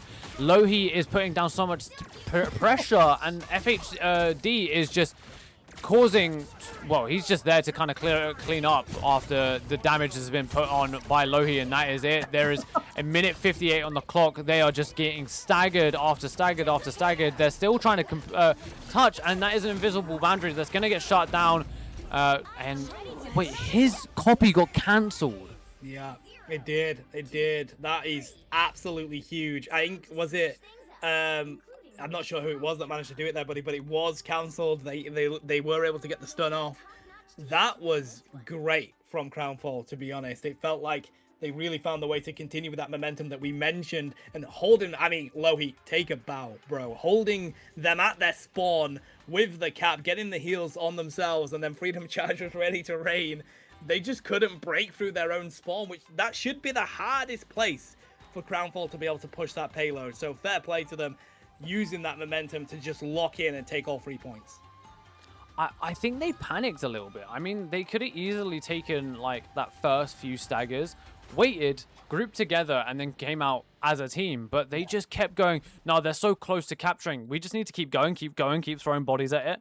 And ultimately, that was their downfall. Yeah. That was what caused them to not be able to find any opening into that like that fight.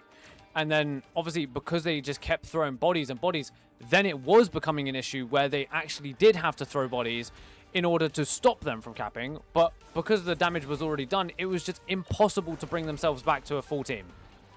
Yeah, and I think teams struggle with that mindset quite a bit when it comes down to that final objective, with that final push. They do just try and continue to sprint on out, and then you're just going out sort of 2x2 or 1x1, and it's just an easy cleanup for the opposition to find. But this is the approach now for LNE. We do see them usually do better on the offensive than the defensive, and boy, do they need to. A minute 49 on the clock already for Crownfall, pushing it all the way. Yeah, and obviously with Crownfall now on this defense, they put up a pretty good game to keep, to make sure that LNE don't match that time. But it doesn't look like Crownfall are opting for this kind of play it back, play it slow, try not to give lives. As I say, that Stuffs is finding a shotgun to the face. It's Meta again. He is really good at doing that. He's pretty good at just getting up into their face and just destroying them.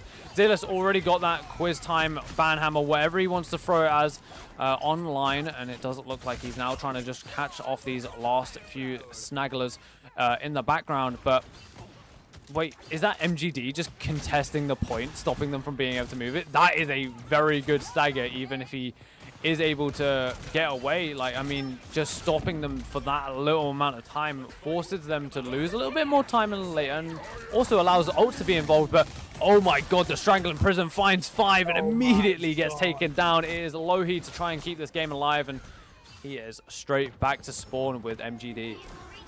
You only have to use 2 ultimates there. They are pretty big ultimates, but it's enough to get that cap very quickly. They've got 5 minutes on this clock now, baseline, and they still have plenty of ultimates ready to go. Effort is about to get the Ruby Rage as well, so it's all advantage LNE here. And we said that they're better on the offense than defense. Boy, are they showing us that here. They really are, and here's that Ruby Rage to try and counter the final judgment, and it definitely was enough as FHD walks away with a 2-piece. And obviously now that is all 6 to fall on LNE. Very, very quick fight convergence from Crownfall. Took 1 massive Ruby Rage, and then the follow-up with everyone else just take down the rest is just beautiful. Now going into this next fight, LNE are definitely in a bigger advantage. They have that Ruby Rage, they have the Jeff Eat, which, I mean, with how this map is, that Jeff Eat is going to cause some issues, but looks like Legend's going to get taken down by that Ruby Rage. And now, is that it's a Kumiko on the back line. My lord, I don't think I've ever seen that. Jeff does fine too, though, with that Eat. Now going to take them off the map. And I think that actually puts LNE back in a little bit of an advantage. It is only 1 support, Luna left alive, trying to run away. Actually, Protoss yet trying to TP back through the walls and stuff like that. But Lohi still able to steal the point out.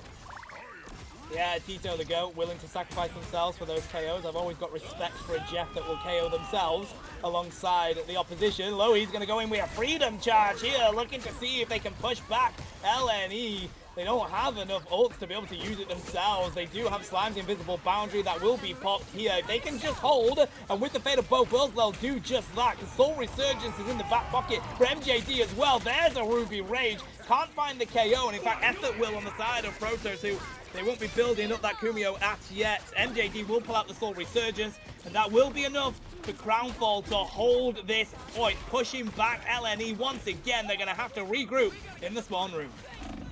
Yeah, and it definitely shows that Crownfall have now found the comp that they want for their defense. They are in unstoppable force. They are absolutely perfect. I mean, they get wiped, they come back, and they immediately take the fight back into their possession. They take the fight how they need it, and even with LNE's ult advantage, they're still able to just keep pushing them back, keep pushing them away, clocking down that time, and now it looks like here comes that massive final judgment, but Meteor M in advance, trying to catch it, but still 4, 5, 6 have been taken down from Crownfall. That was, what, one ult popped from each side, and still Crownfall came out on top, when technically NLE had a stronger ult in their hands. I mean, yes, half of it was absorbed by the Meteor M from Crownfall. Doesn't mean that their ult wasn't still going after it was absorbed.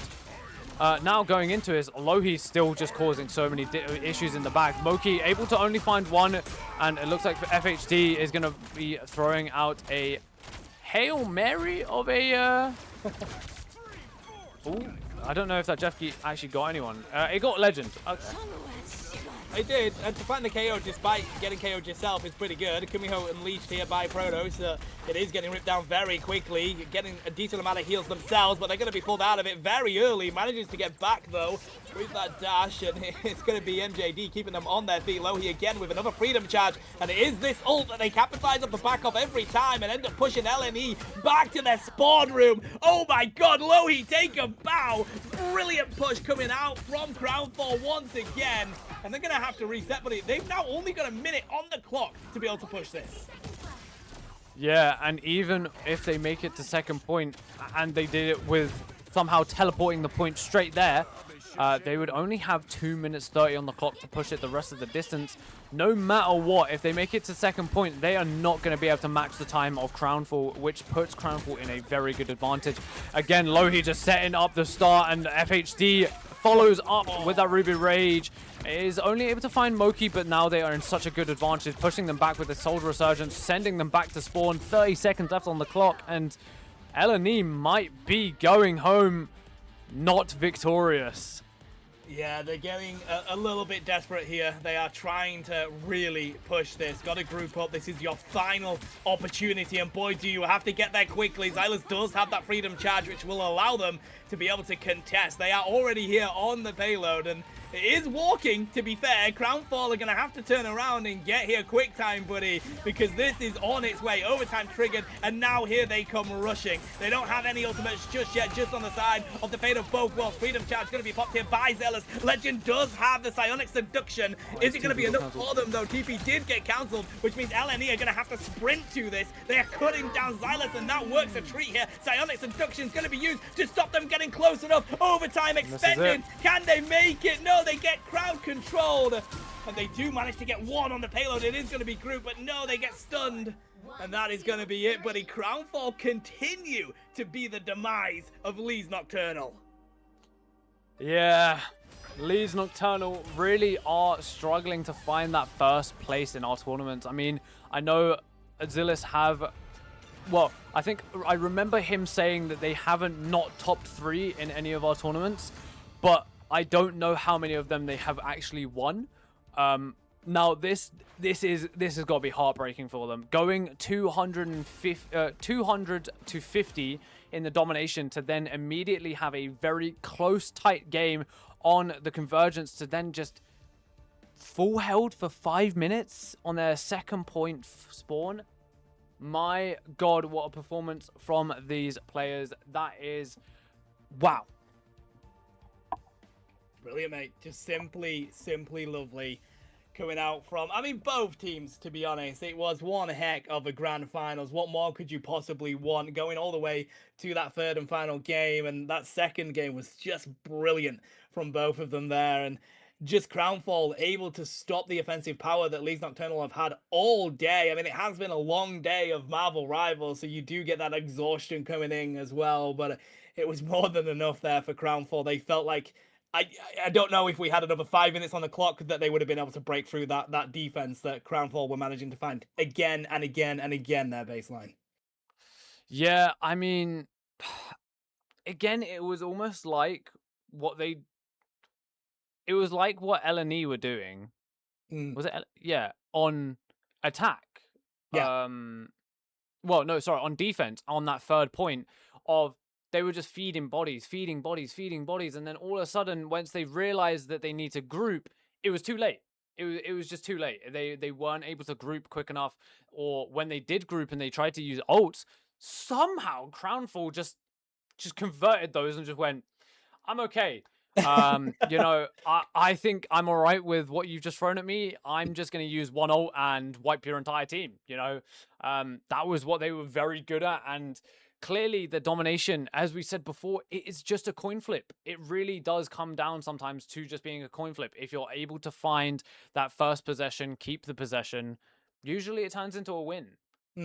Yeah, I think that's why we probably do domination first in a lot of the tournaments that Marvel Rivals does, because it can sometimes just feel like a bit of a coin flip, and you wouldn't want to end a best of three on that kind of situation. We've seen it multiple times here tonight that it is the difference of just being, if you can get hold of that objective and hold it enough, you're going to win the whole domination. Whereas Convergence, Convoy, there's so much more back and forth that we see in neutral is so much more important, and it definitely felt like Crownfall had Leeds Nocturnal's number in that third game at least, just constantly being able to. It was just one freedom charge that they were able to use to push them back to the spawn room a couple of times there, baseline, and that Yeah. was really huge from Crownfall to do so. Now, I haven't asked you this on the final on the other matches simply because I wanted it to be a grand MVP for the entire tournament on who you think played the absolute best today. From the matches that you have seen, obviously for your viewing experience, who do you think should get a MVP award or whatever? Just call him an MVP. Okay, Because I'm I'm I don't I'm know. I'm gonna do one. I'm gonna do one from the teams that we saw in the grand final, and then I've got to do an honorable mention for another one Okay. because they didn't make it to the grand final, but Jesus, did they have a fantastic game, a fantastic day today. So, um, I think for me, on the side of this grand final, I mean, Legend has to be thrown out because coming in as that sub and just being instantly impactful in those games was huge, but I'm still gonna give it over to the side of effort. I think I just Okay, I fair. That's fair. I gotta give it to effort. I think a brilliant plays, getting the angles right, was really managing to at least keep their team in that fight. But then my honorable mention has to be on the incredible four that we saw with Offenza. Just that four was game changing for Sapphire, and we Yeah, saw yeah, I saw the respect in chat from the players they were against going, that is a goated four. So that's got to be my honorable mention. I yeah. enjoyed it a lot. Athena's was absolutely goad on the Thor. Low key, I completely back that. I back that with the Athena, and you're going with the effort, right? I genuinely think. Wait, are you going effort or legend, or are you just saying legend just I'm too as torn a? on it, buddy. I mean, you also could throw Lohi in there, like I absolutely was gonna say impactful. Lohi. Yeah. Lohi was gonna be my MVP. Lohi, like underrated as hell, was just consistently causing mayhem in the back. Yeah. But I definitely I think I think for me I'm there to back the Athenas. That Yeah. Thor was just so good. And I'll throw up I'll throw up as well effort as well. I'm happy with throwing up those two. Those two were an amazing players throughout the tournament. Athena's Thor was so good. Um but Yeah, I mean, those players definitely people to look out for. I mean, you've seen some of these players probably play in Ignite. You've seen some of them play in MLC and stuff like that. I think Athena's is a person that you probably hasn't seen play, and the screen time that they had, they absolutely showed up. They showed true like skill, and they were just tearing up lobbies. But I think with that, we'll go to a quick break while we get some interviews set up, and then we'll be right back. So we get to actually talk to the teams. But all right, we'll see you guys in about 5 minutes. Don't go too far. We shouldn't be too long, but ready. Goodbye.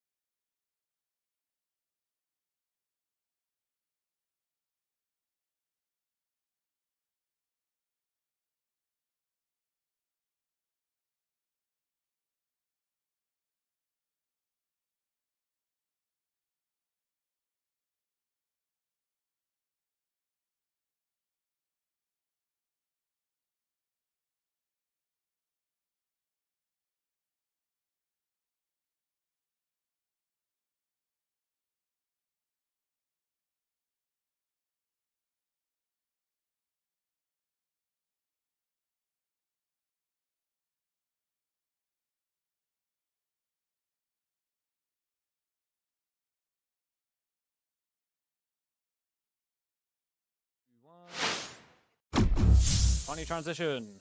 And hello and welcome back, everyone. We are joined with Leeds Nocturnal. We have Effort, Slime, Stuffs, and Zillus. Actually, can you tell me how you say your name so I don't butcher it? My name? Yeah. Yeah, Axillus, yeah. Zillus. I was right. See, I'm locked in. And obviously Spartan's here still. But you guys played absolutely amazing. It was an unfortunate loss there at the end. I will say, what was the turning point in which you guys kind of started to lose like the focus almost? It seemed like. They just started playing the there you map go. better than us. Oh, Like, yeah. there's nothing else. Like, they just played the map way better. Yeah, they were just developing quicker and like applying pressure a lot quicker, basically. Okay, I guess that makes sense. Yeah. I will say, obviously, you guys went up the 200 to 50 in domination. You guys must have been like riding high off that, and then going into the convergence where you were able to kind of keep that momentum. You were able to full cap, and then, at what point in the convergence did you guys think that something wasn't working out? Effort, if you want to, I don't know who wants to go. It was, I mean, as soon as we swapped to the comp, what the Punny and the Cyclops, I think if we walk out on that comp on the convergence, our defense doesn't go as horribly as it did.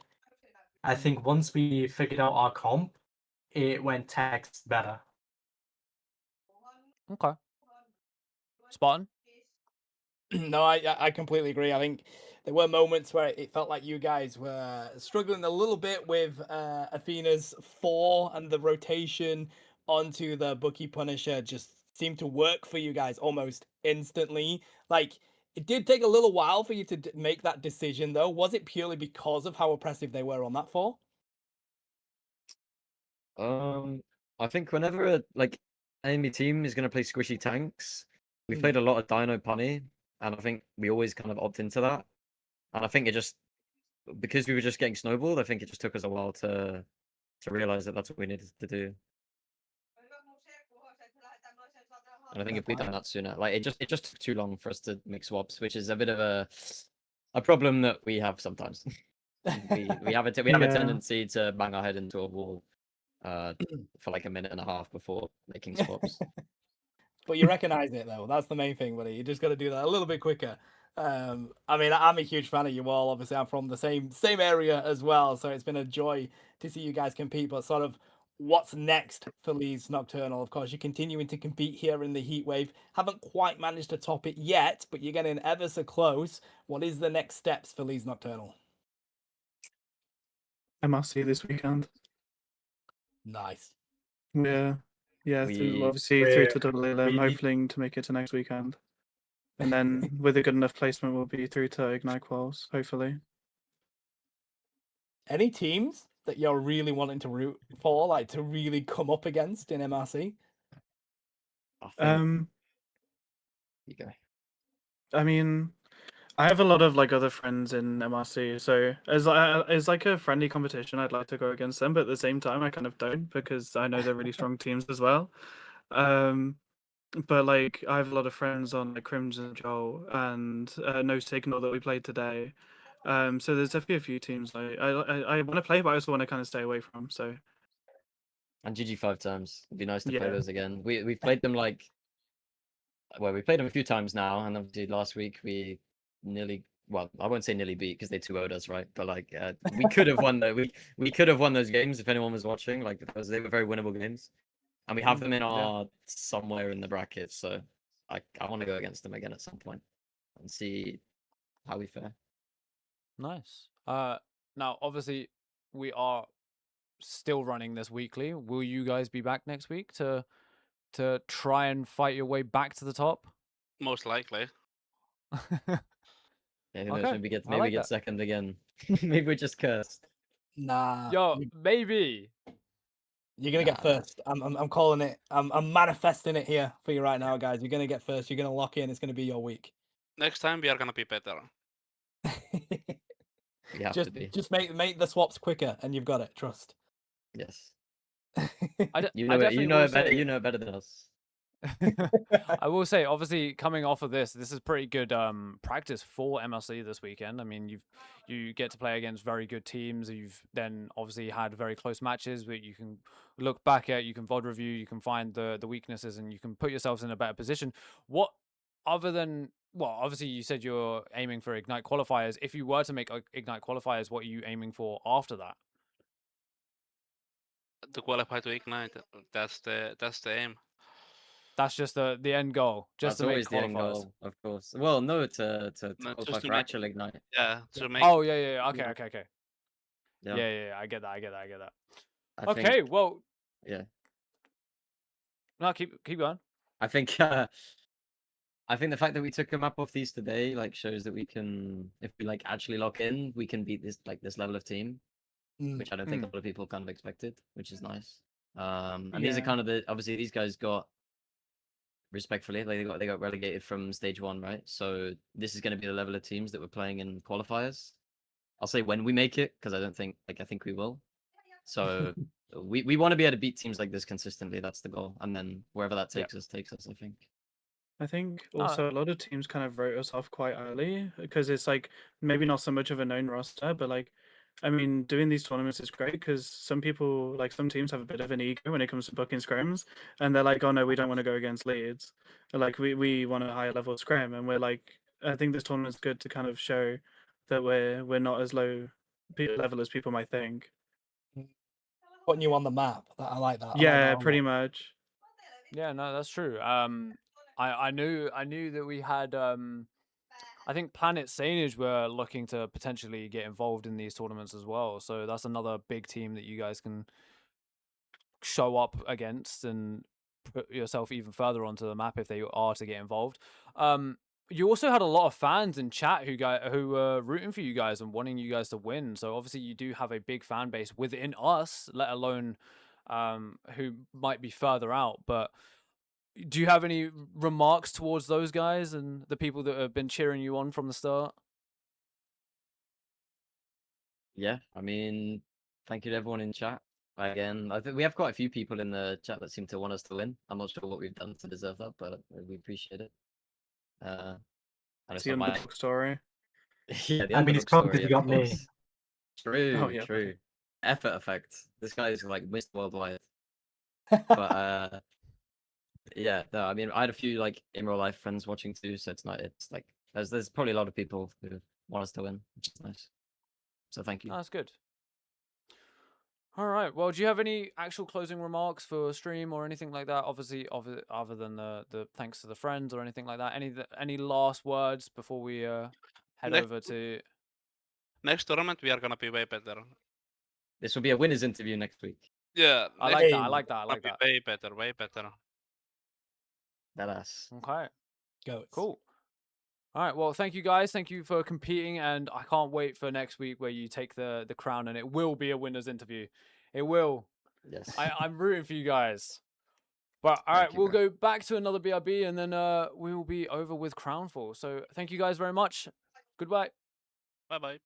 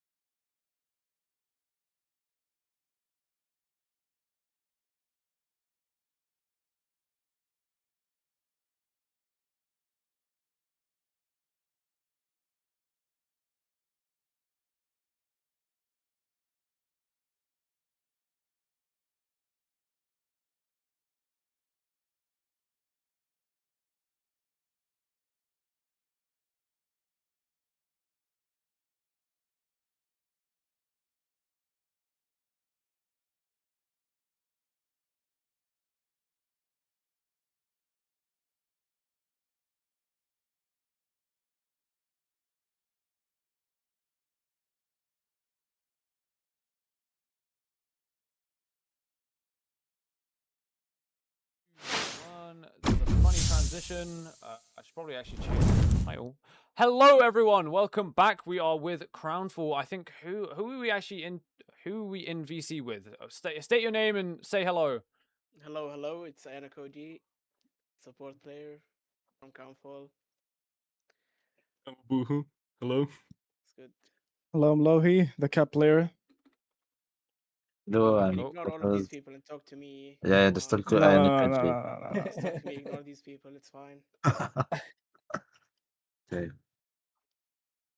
Cool. All right. Well, how do you guys feel after that pretty intense win, I will say. I don't know how your previous games went. Obviously, you guys were on the other channel, so but I don't mean, doubt that they probably went hard sweep, right? I mean, I'm not gonna because we had Abuhu with the like infinite packet loss. He was just lagging. We played 6 basically. So I won't see intense. It was just like unlucky. We lost a 6. And it's like if we played with Abuhu with full, we wouldn't lose that. Okay. No, that's fair enough. We're just unlucky. Yeah, obviously that I guess is a major factor in the domination game. You guys then lost that map, which obviously from our perspective it didn't look like Abuhu was lagging, but he was then obviously dying quite often, which for the previous weeks that we've watched him play, obviously it's just unknown really. It was a bit weird to see. So we did kind of think something was going wrong. We thought it was maybe like a comm issue or something like that, but so obviously when your main tank is just lagging like hell, it's kind of hard to play the game, right? mean, So most of the comms were just, I'm lagging, guys. I'm on 50 packet loss, so I just couldn't play the game. I was not There's bitching about someone it the whole yapping game. all game, talking about his ping. Like, bro, yeah, just play the doesn't game. keep everyone locked in. Yeah, no, that's fair. Yeah. But you guys did absolutely perform.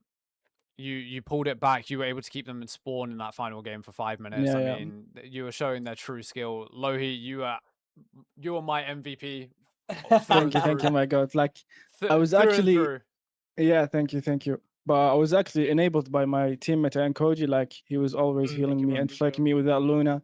So it went out so smoothly, and I did my best performance in that game. So yeah. Nah, it definitely showed. It definitely showed. Spartan, you got questions?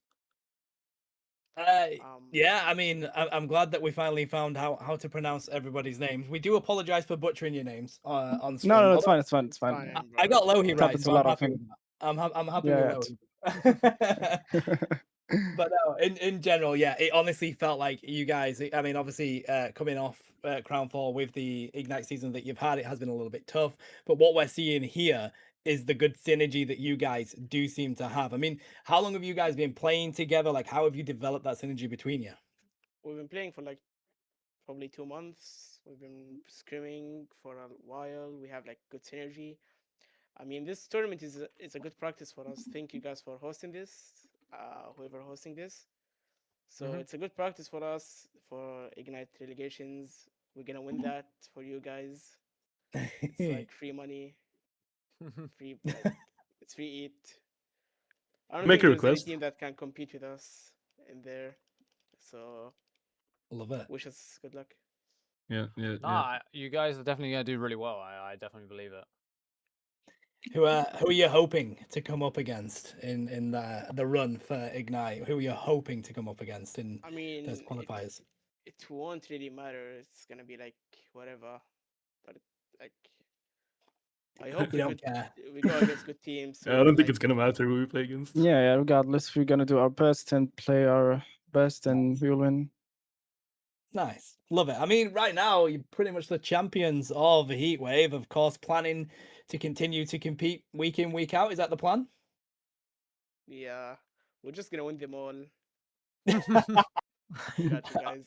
Yo, you keep winning, you might bring some bad attention for bigger teams who wanna knock you down.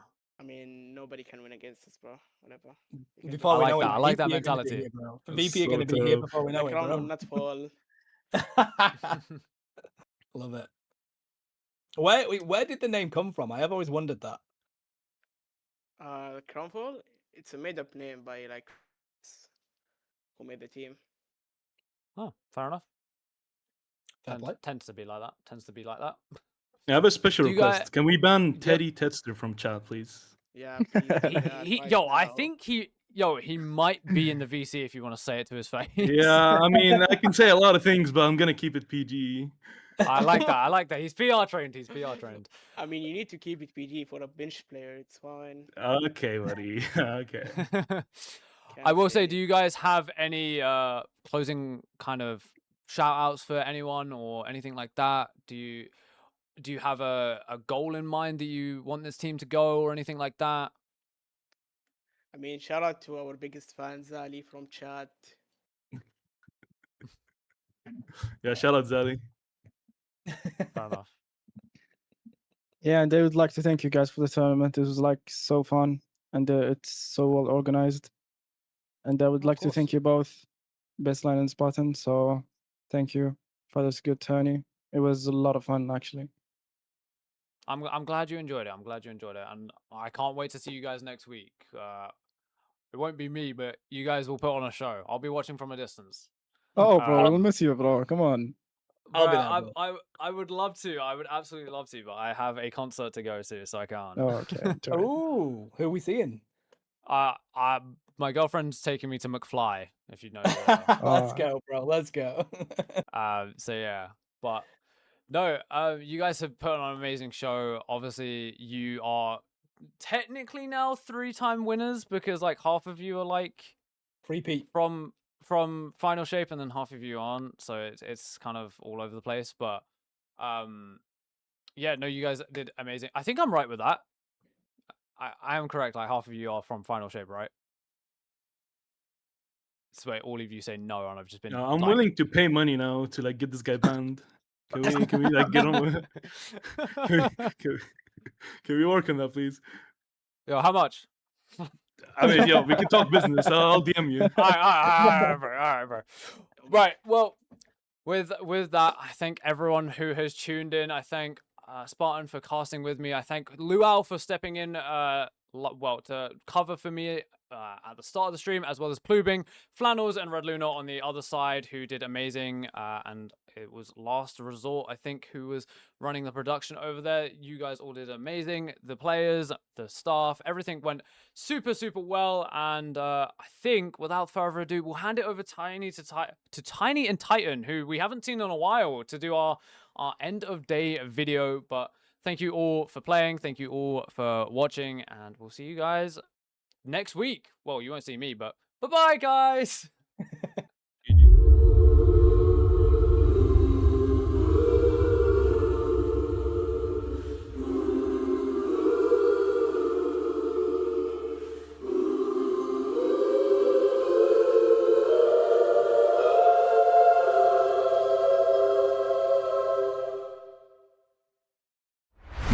Life is a mystery.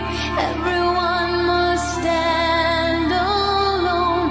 I hear you call my name, and it feels like home.